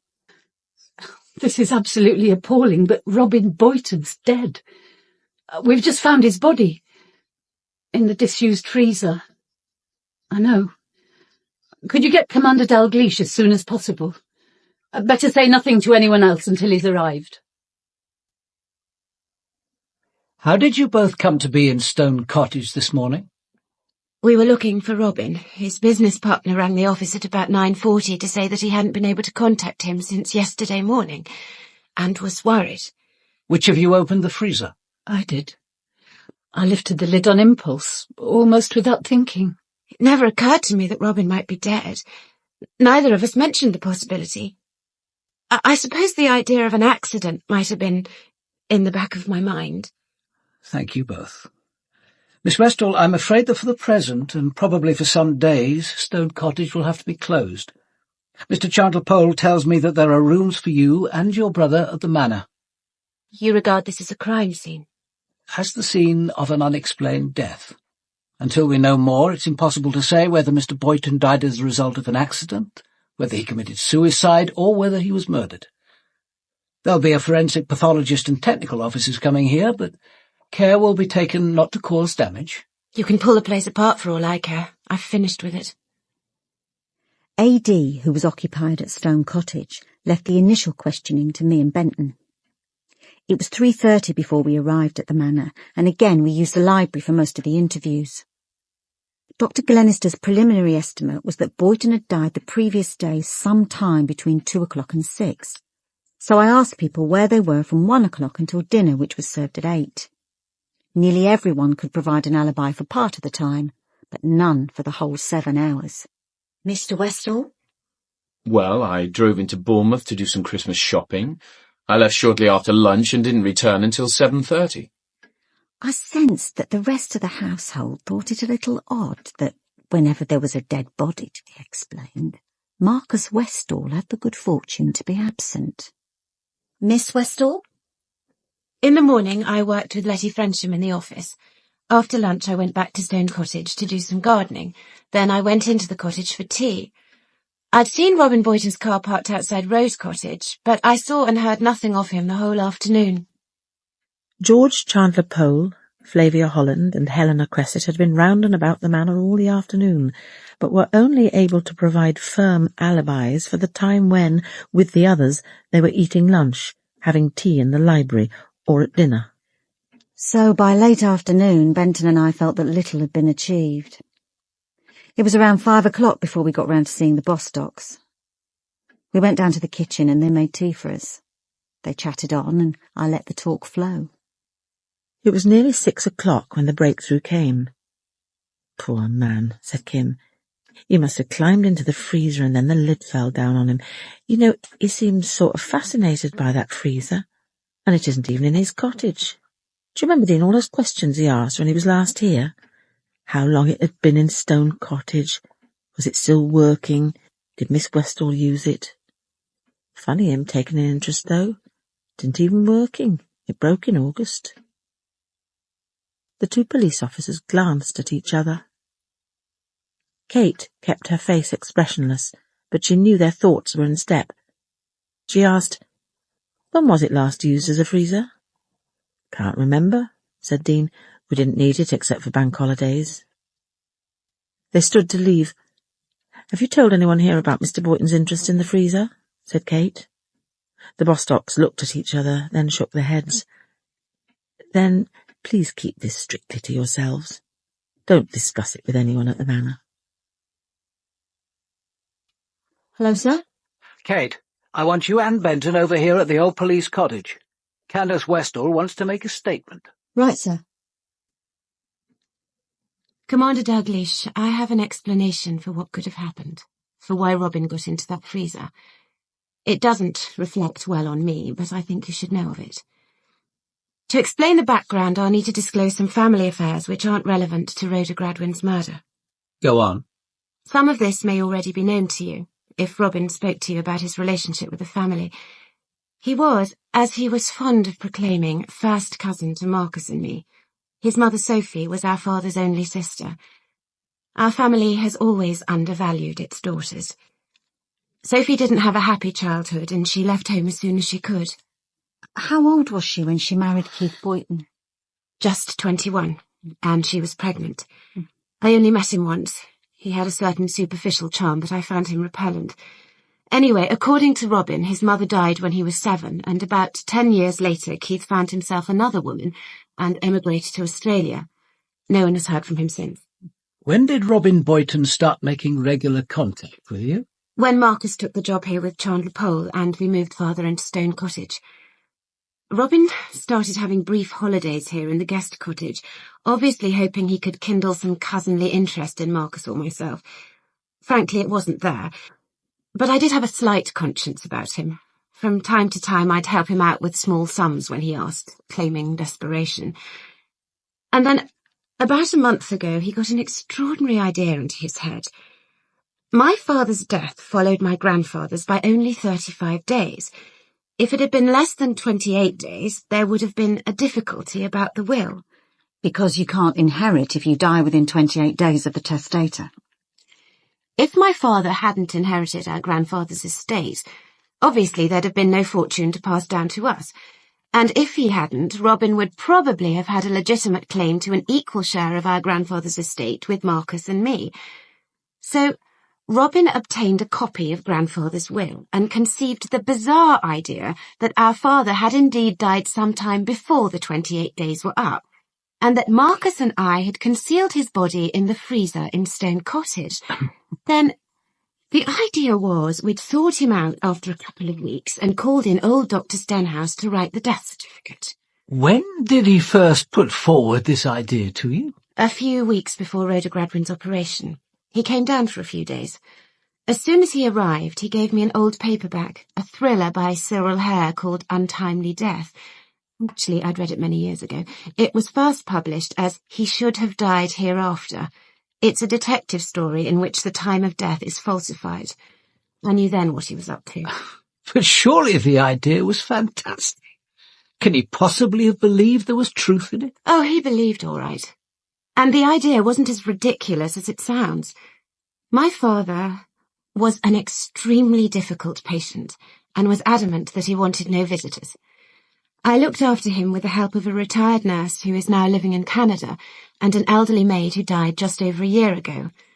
Robin probably assumed that we'd bribed the two helpers. There was, though, one fact he didn't know.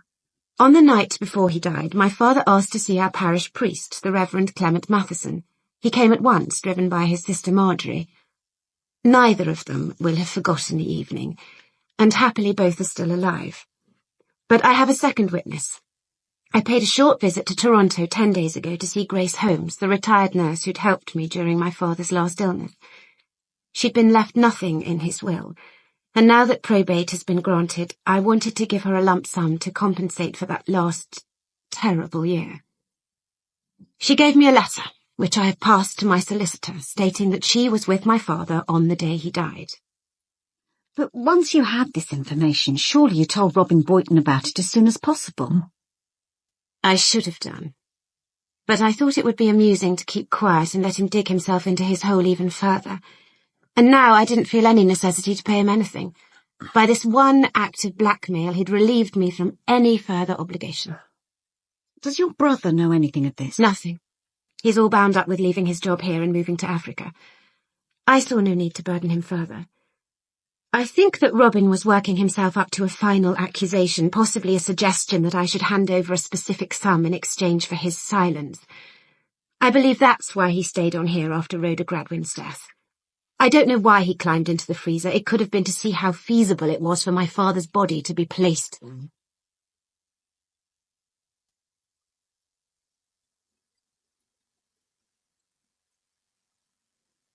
Jeremy Coxon's house in Maida Vale was one of a row of pretty Edwardian villas with gardens leading down to the canal. The door was opened by a thin, tall man in his 30s. Expensively dressed with a careful casualness, he had the look of a male model prepared for a camera shoot. We showed our warrant cards. Mr. Coxon? Oh, thank God you've come. I've been frantic. Come in.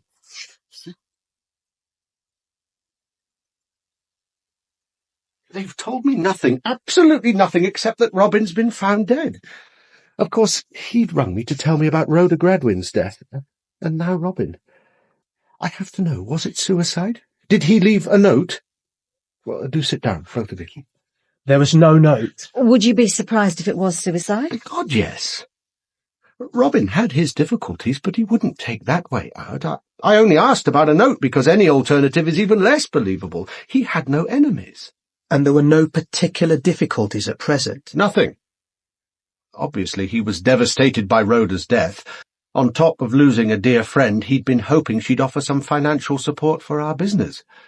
But then he said that he had plans, that he was expecting money, big money. He wouldn't say where from, but he was excited, happier than I'd seen him for many years. Very different from when he came back from the manor 3 weeks ago. Then he seemed depressed. So why the secrecy? Isn't it time you told me how he died? We don't know for certain, Mr. Coxon. We may know more when we get the results of the autopsy. That should be later today. Meanwhile, tell me about his relationship with Rhoda Gradwin. Well, he didn't talk much about her, but he obviously liked her as a friend. Was it sex? Oh, hardly. I doubt if the lady fancied him. People didn't. Too beautiful, perhaps, a bit asexual. Sex wasn't important to Robin, but she was. He did once say that he could talk to her and be told the truth, or what passes for it. Where was he found? His body was in a disused freezer in the cottage next to where he was staying. Was the lid open? The lid was shut. We don't yet know how your friend came to be in there. It could have been an accident. You mean you believe that Robin could have climbed into the freezer for some reason and then got trapped inside? It's a possibility, sir. It isn't. Let me tell you something about Robin. He was seriously claustrophobic. He never travelled by air or on the underground. He'd walk up 14 flights of stairs rather than get into a lift. He couldn't enjoy a meal in a restaurant if he wasn't seated close to the door. He was fighting it, but not successfully. Was it generally known among his friends that he was claustrophobic? Well, some may have known, or guessed, I suppose. If he told anyone, it would have been Rhoda, and Rhoda's dead. Look, I can't give you any proof, but you have to believe me about one thing. Robin would never have got into a freezer alive. This was no accident, and it certainly wasn't suicide. Make no mistake. What you're investigating is murder.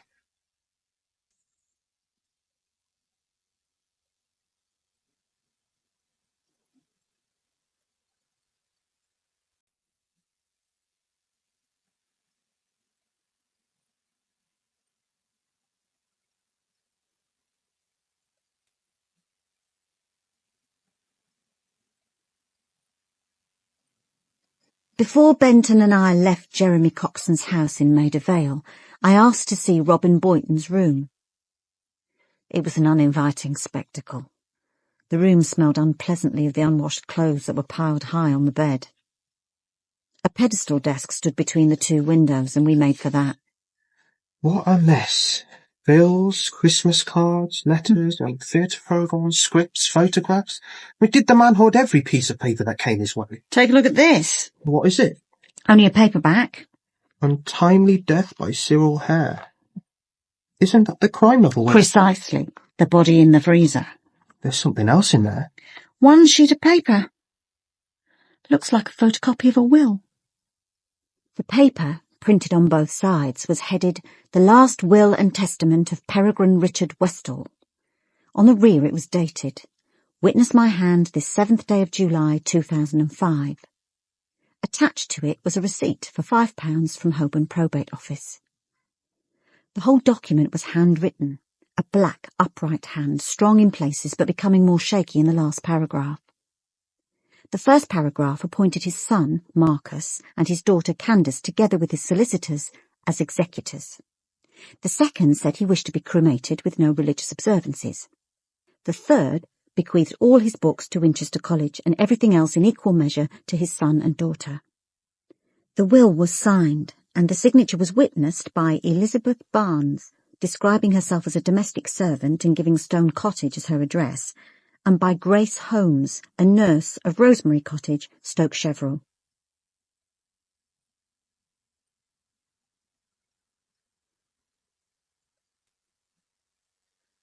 A fruitful trip, I'd say.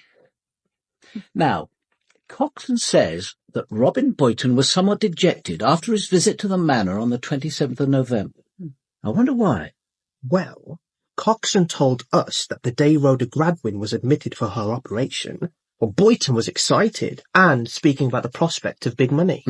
And it's about then that he sends his text message to Miss Gradwin, imploring her to see him, saying that the matter is urgent. So what happened between his first and second visits to change the whole situation? I know. He went to Holborn Probate Office and obtained a copy of Peregrine Westall's will. Precisely. The will. But how could that result in a big financial gain for Boyton? Well, suppose that when Candace Westall demolished his allegation about freezing the body, she somehow made him suspect that she wanted no further discussion about her father's will. Perhaps she offered him money if he shut up and went away, and that aroused his suspicion. You're thinking of forgery? It's a possibility. It's time to take a look at that will. Which of you... I've got it. Ah, nicely dated, I see. Anything about the date strike either of you? Yes, we both spotted it. The 7th of July 2005, the day of the London bombings. Not a very sensible date to choose if you were forging a document. Most people remember what they were doing on 7/7. So, let's assume that both the date and the will itself are in Professor Westall's handwriting. That leaves the signatures, his and those of the two women. Neither of them is available. Candace Westall told us that the old housemaid is dead, and the nurse, Grace Holmes, is now living in Canada. So, suspecting that Boyton is now focusing his attention on the will, Candace flies off to Toronto ostensibly to give Miss Holmes a contribution from Professor Westall's bequest. Something that could easily have been arranged by a letter, telephone, or email. So why was it so important to see Grace Holmes in person? I reckon Professor Westall was in the habit of changing his will. He may have written this one, leaving everything to his son and daughter, but what if he never got round to signing it? Do we know what the previous will stipulated? We do. I phoned Professor Westall's solicitors today while you were away. The whole estate was divided into 2 equal parts. Robin Boyton was to receive half of the estate in recognition that his parents and he had been unfairly treated by the family. The remaining half was to be divided equally between Marcus and Candace. Did Boyton know then? I very much doubt it. I hope to learn more on Friday. I've made an appointment with Philip Kershaw, the lawyer who dealt with that will and also the most recent one. He's a sick man, lives in a retirement home outside Bournemouth, but he's agreed to see me. At last we're getting somewhere. But without one piece of hard physical evidence, either about the possible forgery of those names or the deaths of Rhoda Gradwin and Robin Boyton. And to complicate matters, we have a convicted murderer in the manor. Suddenly, an idea came into my head. It was late, but Jeremy Coxon was a night owl whose mobile might still be on. He was in the pub, and when he gathered who was calling, he asked me to hold on for a moment while he went outside. Is there any news? None at present, I'm afraid. I'm sorry to call so late, but this is important to the investigation. Do you remember what you were doing on 7/7? You mean the day of the London bombings? Yes, 7th of July 2005. Well, of course, who doesn't? What about Robin Boyton? Did he tell you what he was up to? Well, he happened to be in central London, quite close to one of the incidents. bored me rigid for days about his narrow escape. He turned up that night at my Hampstead flat. Oh, it must have been just before 11. Kept me up for hours telling me about his day of coincidences. Coincidences? Why? What happened to him? Well, first of all, he just missed being in the bus that was blown up. He'd been in Tottenham Court Road and was very close to the explosion. Really? And then he was clutched by some old biddy who was pretty shocked. He had to spend some time quietening her down. In the course of all this, she told him that she lived at Stoke Cheverel, of all places, but was staying with a friend in London. She'd come up to town to do some shopping. Well, they both oohed and ahed over the strange chance that had brought them together. Then Robin managed to find her a taxi, gave her 20 quid for the fare, and she went off. Typical of Robin. Did he tell you her name? Afraid not. Did he tell you anything else about her? Well, I'm pretty sure he said that she was helping his cousins look after some old relative that they've been landed with. Sorry, I can't be more helpful. If the woman who Boyton met was Elizabeth Barnes, there was no way she could have signed the will on the 7th of July 2005. But had it been Elizabeth Barnes, how could we prove that, one way or another? I went to bed, but not to sleep. I half thought of phoning Emma. She could always be relied on to say something sensible. How I yearned for the time, not too distant now, when we'd be together. I looked at the clock. It was already 2:30. Too late to disturb her. It was after 3 when I accepted at last that I had no hope of sleep. Perhaps a brisk walk down the lane would tire me sufficiently to make it worth going back to bed. I strode out under a sky freckled with high stars, hearing nothing but my own footsteps. Then, approaching the manor, I saw distant tongues of flame. Who would be making a bonfire at 3 in the morning? Something was burning in the circle of stones. Taking my mobile from my pocket, I called Kate as I raced, heart pounding towards the fire. The burning of Mary Kite back in 1654 had been at 3 o'clock in the afternoon of the 20th of December. But the afternoon wasn't possible for this final ceremony of identification, which would silence Mary Kite's troubled voice forever and give her peace. 3 o'clock in the morning would have to do. Mary Kite would understand.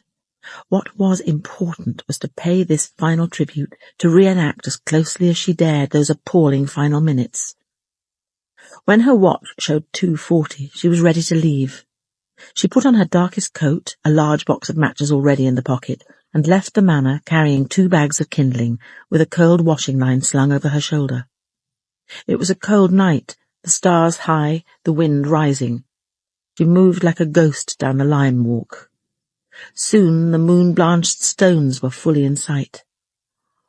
She made her way to the ditch, and soon found the paraffin can she'd put there earlier. And now she began to construct a circle of wood inside the stones. Bending and working methodically, she at last completed it to her satisfaction. Then, unscrewing the cap and holding the paraffin can with great care, she bent double and made her way around the circle of kindling, anointing each stick. Next, taking the washing line, she bound herself to the central stone. This was trickier than she had expected, but at last she discovered that the best plan was to circle the stone twice with the rope, then step into it, raise it along her body and tighten it. This done, she tied the rope at the front of her waist. Taking the matches from her pocket, she stood rigid for a moment, her eyes closed. Mary Kite, this is for you. This is to tell you that I know you were innocent. They're taking me away from you. This is the last time I can visit you. I do this in your memory. She struck a match and threw it towards the circle of wood, but the wind blew out the flame almost as soon as it had been lit. She tried again, and then again with shaking hands. She was close to sobbing. It wasn't going to work. She stared up the avenue. The great trunks of the limes grew and closed in together. Their top branches merged and tangled, fracturing the moon. And now... Burn the witch! Burn her! Mary Kite, you poisoned my baby! She-devil! You how we feel. Burning hell, Mary. Burning hell, so we feel. Witch! Witch!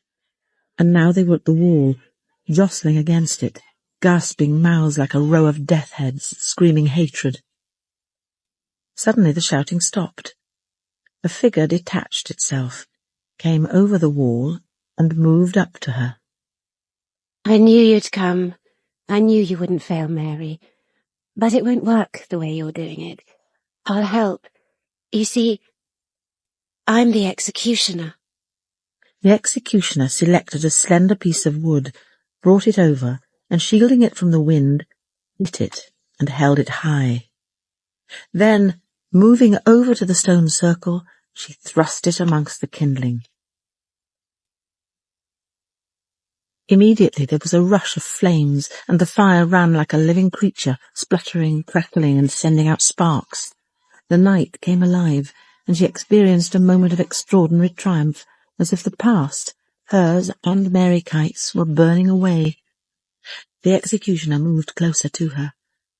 Why, she wondered, were the hands so pinkly pale, so translucent? Why the surgical gloves? And then the hands took hold of the washing line, and with one swift movement curled it round her neck. There was a vicious tug as it tightened. She felt a cold splash on her face. Something was being thrown over her body. The reek of paraffin intensified, its fumes choking her. Barely conscious, she slumped against the rope and waited for death, Mary Kite's death. And then she heard what sounded like a sob, followed by a great cry. She saw an arc of fire, and the hedge exploded into flame. And now she was alone. Half fainting, she began pulling at the cord round her neck, but there was no strength to lift her arms. She slumped against the bonds, her legs buckling, and knew nothing more. And then suddenly there were voices. A blaze of torches dazzled her eyes. Someone was vaulting over the stone wall, running to get her, leaping over the dying fire. There were arms around her. You're all right. You're safe. Sharon, can you understand me? You're safe.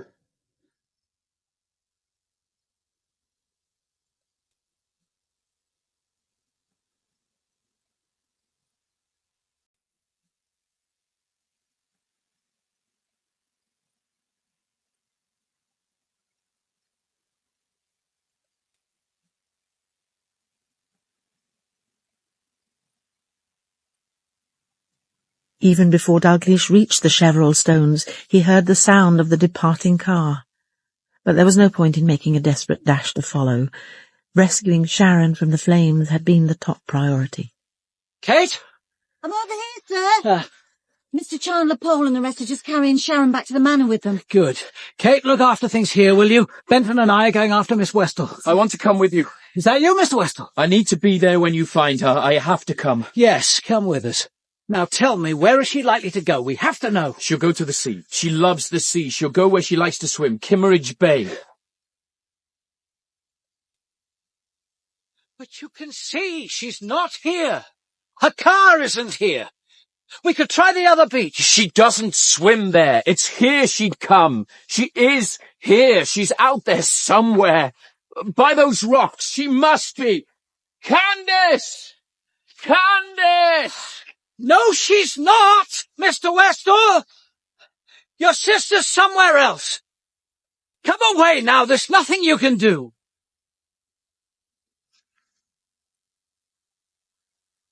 Dalgliesh? I see. Right, go ahead. I'll join you. The local police have found your sister's car. She isn't with it. What? Benton, sir, you and I will join the search for her as soon as we've dropped Mr. Westall off at the manor. When they drew up at the front door of the manor, Westall allowed himself to be led in by Benton and handed over to the waiting Letty Frensham. He followed her like an obedient child into the library. After a while he said, "Please leave me alone now. I'm all right, but I need to be alone. Just let me know when they find her." Letty placed a cushion on a stool. "Lie back and put your feet up. I'll be back in an hour. Try to sleep." And then she was gone. But he had no intention of sleeping. He made his way quietly out through the great hall and to the back of the house, and left by the side door. He felt neither the strength of the wind nor the cold as he passed through the formal garden to the stone chapel. As he approached through the dawning light, he saw that there was a dark shape on the stones outside the door. Something had been spilled, something which shouldn't be there. Confused, he knelt down and touched its stickiness. And then he could smell it, and raising his hands, saw that they were covered with blood. Candace! Candace! Candace! He beat against the door until his strength gave out, and he sank slowly to his knees, his red palms pressed against the unyielding wood. And it was there, still kneeling in her blood, that the searchers found him 20 minutes later. Benton threw himself against the chapel door until it burst open against the body. As AD and I went in, she was lying curled like a sleeping child, the knife beside her right hand. There was only one cut in her wrist, but it was deep. Something was grasped in her left hand. What's that she's holding? Benton, would you... I'll try, sir. There. It's a memory stick, sir. There's something she wants to tell us. The memory stick contained nothing but one audio file. The stick had been handed to the Dorset police to be submitted as an exhibit at the inquest, but not before the data had been copied. Now AD played it on his laptop, and we listened as a team. I'm recording this on the office computer at the Manor, which is where you'll find the original of this audio file. I'm speaking to Commander Adam Dalgliesh, and what I'm saying is the truth. I've known for over 24 hours that you were going to arrest me. My plan to burn Sharon at the Witch's Stone was my last desperate attempt to save myself from a trial and life sentence. If I'd succeeded, I'd have been safe, even if you had suspected the truth. Her death would have looked like the suicide of a neurotic murderer, a suicide I hadn't arrived in time to prevent. Oh, yes, I knew all about Sharon. I was present when she was interviewed for the job at the Manor, and I could see that there was something unexplained about her background. I made it my business to find out what that was. In the end, I knew because she told me. There was another reason why she had to die. She saw me as I was leaving the Manor after I'd killed Rhoda Gradwin. Now Sharon, who always had a secret to keep, knew someone else's secret. She told me what she planned to do at the Stones, her final tribute to Mary Kite before she was forced to leave the Manor. And why wouldn't she tell me? We'd both killed. We were bound together by that terrible crime. But then, in the end, after I'd wound the rope round her neck and poured paraffin over her, I couldn't strike the match. I realized in that moment what I had become. There's little to tell you about the death of Rhoda Gradwin. I killed her to avenge the death of a dear friend, Annabel Skelton. But did I go to her room that night to kill her? I had, after all, done all in my power to dissuade Chandler Pole from admitting her to the Manor. Afterwards, I thought perhaps I meant only to terrify her, to tell her the truth about herself, to let her know that she'd destroyed a young life and a great talent. But on the other hand, why did I wear those latex gloves, which I afterwards cut up in the bathroom of one of the empty suites? No. When I lifted my hand from her neck, I felt a sort of liberation, as if I'd washed away all the frustration of the past years. I'll just hold it there for a second. Do we believe her? Not me. Not about the Gradwin murder. It doesn't sound credible. I agree. Not sufficient motive. There's more to it. She's telling us the truth, but not the whole truth. Let's push on. As for Robin Boyton, he devised this extraordinary idea that we'd conceal the time of my father's death by freezing his body. I doubt this was his idea. This too came from Rhoda Gradwin, and they planned to pursue it together. That's why, after more than 30 years, she decided to have the scar removed, and she chose to have the operation here, at the manor.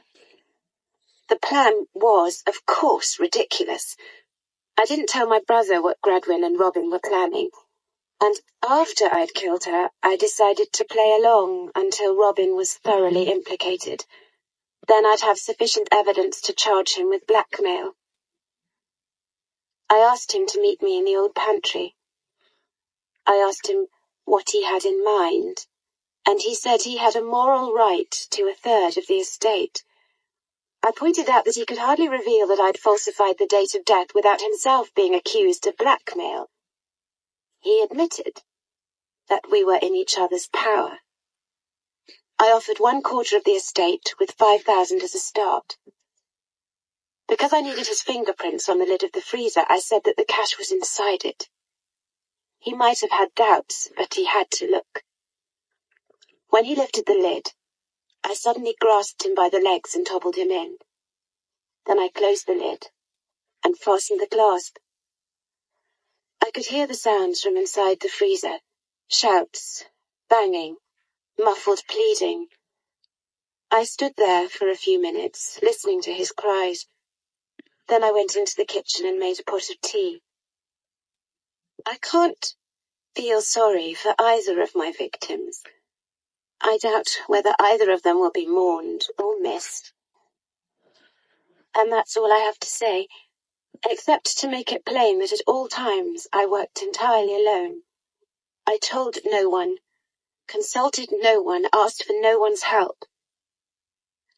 I shall die with no regrets, and with no fear. That's it. She gives us some sort of motive for murdering both Rhoda Gradwin and Robin Boyton. Essentially, a deathbed confession, credible and supported by the evidence. Trouble is, I find difficulty in believing it. What in particular, sir? Boyton's death, for one. There's something odd about her account. You mean all that detail? Much more than when she tells us about Rhoda Gradwin. Do you think she's trying to divert our attention from something far more damaging than that story of freezing her father's corpse? You've got it, Kate. I think she is. And what she's trying to conceal are those forged signatures on her father's will. She's so determined to do so that she dies with her explanation trapped in her hand. I think we're done here. You should both be able to get away by tomorrow afternoon. Officially, at least, the investigation's over. Though I do have this appointment tomorrow with the Westall solicitor, Philip Kershaw. I didn't add, and so perhaps by tomorrow afternoon the investigation will also be over for me. For though this one might well be my last, and I could have wished that it had ended differently, at least, given my interview with Philip Kershaw, it still had a hope of ending with as much of the truth as anyone, other than Candice Westall, could hope to know. By midday on Friday, Benton and I had made our farewells. AD had already said his formal goodbyes to Mr. Chandler Pole and the small group at the manor, and had driven off to Bournemouth to interview Philip Kershaw. He planned to return to the old police cottage to collect his baggage on his way back to London. Now, as Benton drove us out of the manor gates, I asked him to stop off at the cottage and wait in the car so that I could check that the Dorset police had removed all their equipment. AD's grip was downstairs, ready packed, and I knew his murder bag would be with him in the car. The only equipment remaining to be moved was his laptop, still plugged in so he could check for any last messages.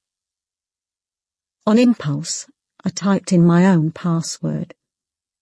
A single email came up on the screen. Dearest Kate, an email's not the best way to say something important, but I have to be sure this reaches you. I've been living like a monk for the last 6 months to prove something to myself, and now I know that you were right. Life's too short to waste on people we don't care for, and much too precious to give up on love. There's one thing I want you to know. The girl you saw me with was the first and last since we became lovers. You know I'd never lie to you. The beds in a monastery are very hard and lonely, and the food is terrible. My love, Piers. I tapped in my reply. Your message received and understood. The case here is finished, and I'll be back in Wapping by 7. Why not say goodbye to the abbot and come home? Kate. Huntingdon Lodge, standing on a high cliff some 3 miles west of Bournemouth, was approached by a short drive which curved between cedar trees and rhododendron bushes to an impressively pillared front door. There was no need to knock at Mr. Kershaw's room. It was already open with Philip Kershaw awaiting me. It seemed to me that he was prematurely aged by illness. His yellow skin was stretched across the sharp bones of his face, which might once have been handsome. But his handshake, though cold, was firm. Commander Dalgliesh, how do you do? How do you do? Please do come in. Thank you. It was good of you to telephone in advance. I know something of what has occurred. Marcus phoned our office in Poole, and my brother, who still runs the firm, rang me. It's terrible. Terrible, shocking. You're here, of course, to talk about Candace Westall's death. Her death, and other things.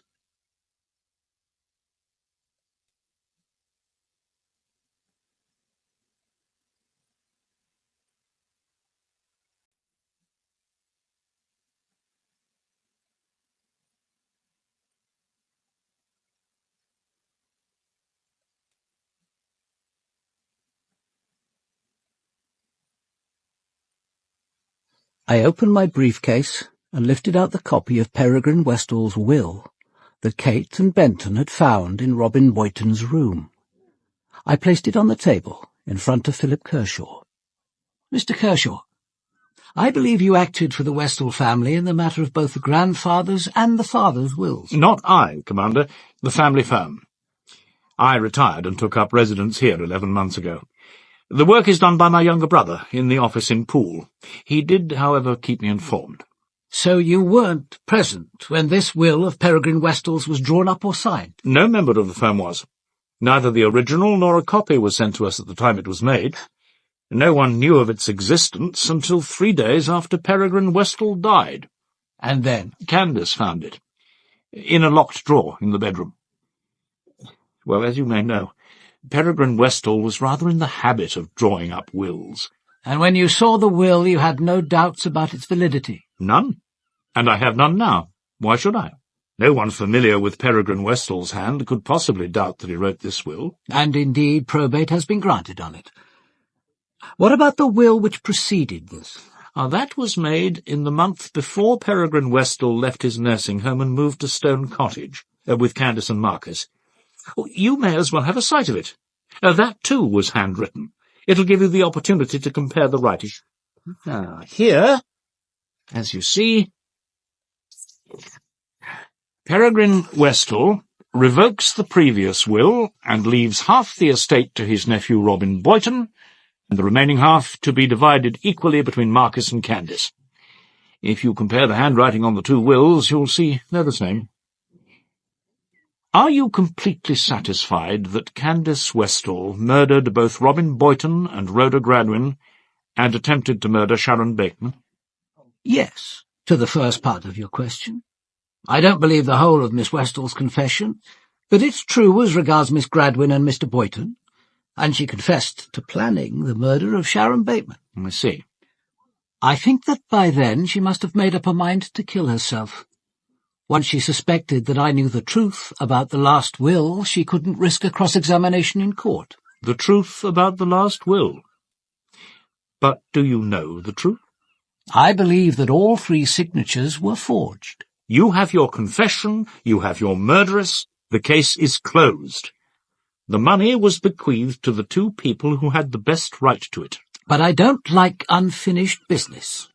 I needed to know if I was right about those forged signatures and, if possible, to understand why Candace Westall did it. Now I think I do. Or is that too arrogant a claim? Yes, Commander, I think it is. Arrogant, and perhaps even impertinent. Why do you say that?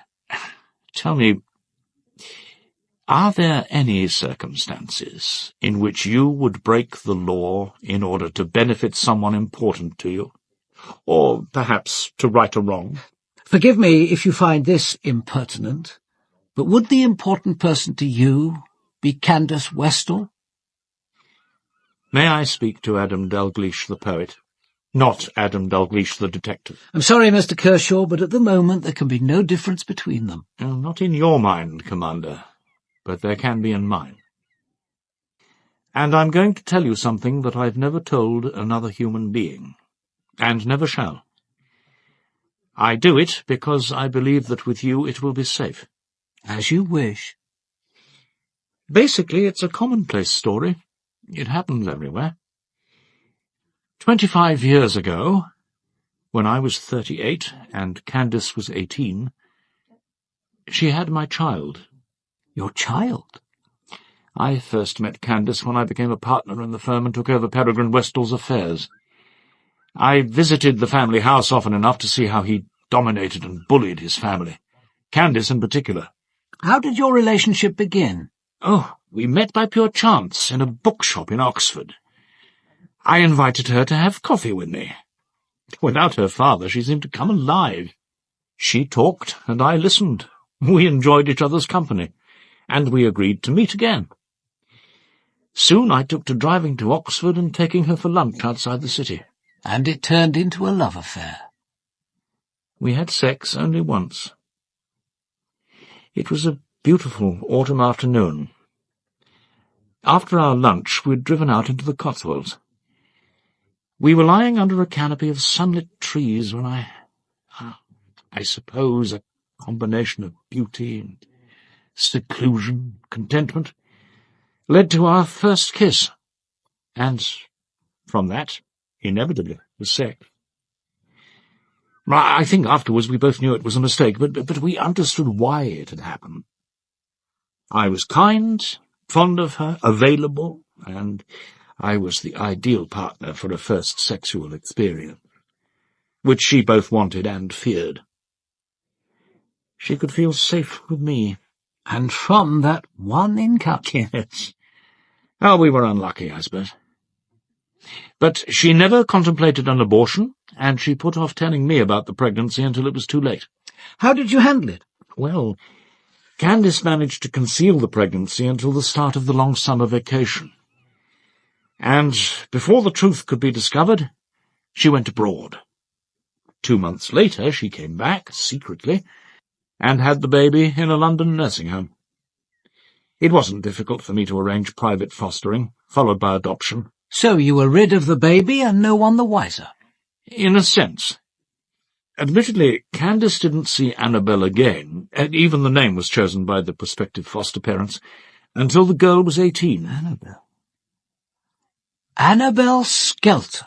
Candace must have kept in touch, however indirect, without ever acknowledging that the child was hers. Well, she obviously discovered which university Annabel had gained admission to, and took a job there. How about you? Did you see Candace again? Yes, only once.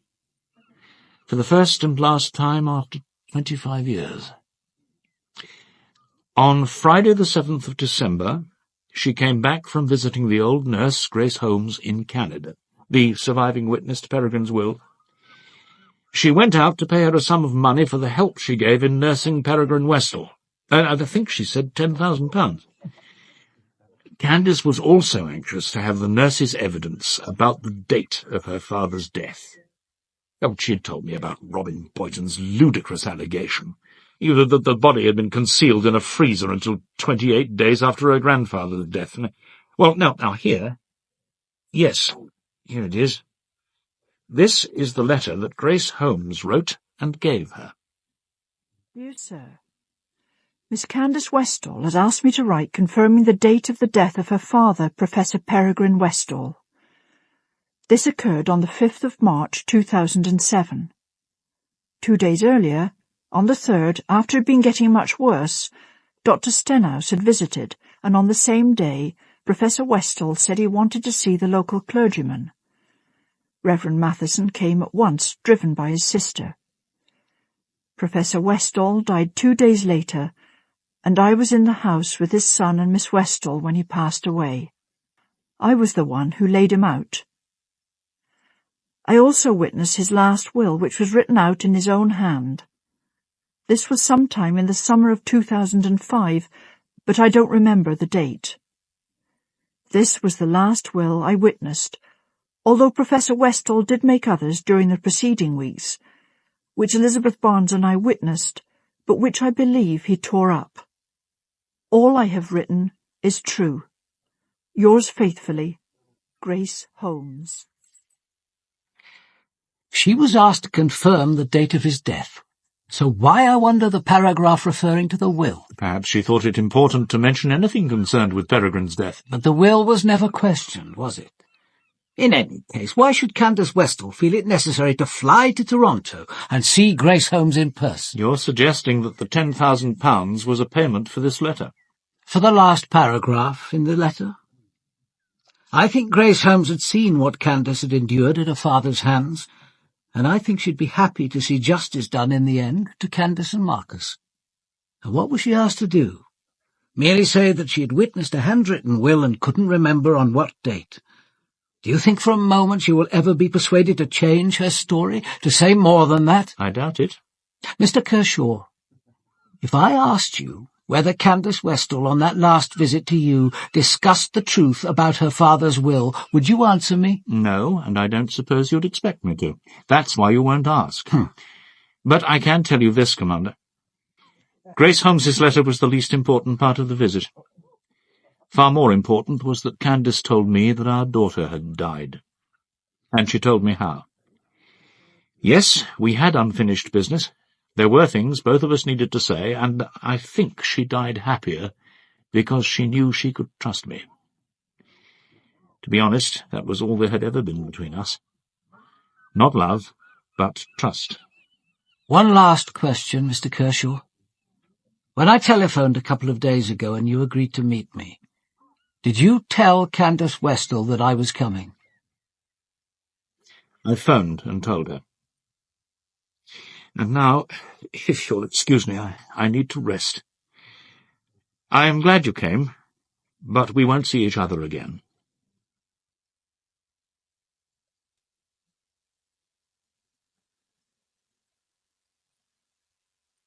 I drove westwards from Bournemouth, until, taking the coast road, I found a place where I could stop the car and look out to sea over Poole Harbour. In the past week, my mind and energies had been occupied only with the deaths of Rhoda Gradwin and Robin Boyton. But now there was my own future to face.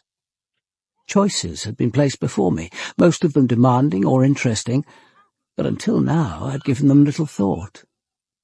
Only one life-changing thing was certain. My marriage to Emma, and about that there was no doubt, nothing but the certainty of joy. And at last I knew the truth about those two deaths. Perhaps Philip Kershaw had been right. There was an arrogance in wanting always to know the truth, particularly the truth about human motives, the mysterious workings of another's mind. Like every investigation, this one would leave me with memories. People who would, without any particular wish on my part, establish themselves as silent presences in my mind and thoughts. During the past years, how many lives had briefly affected mine, often in horror, tragedy, terror, and anguish. Without knowing it, they had inspired some of my best poetry.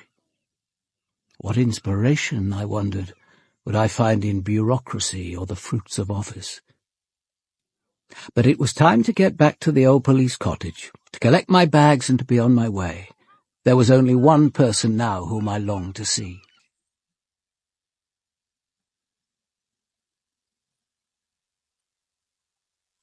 Arriving at the cottage, I opened the door.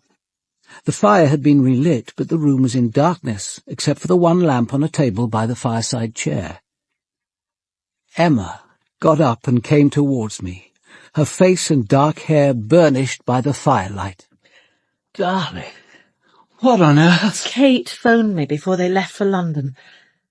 I thought you might like company on the drive home.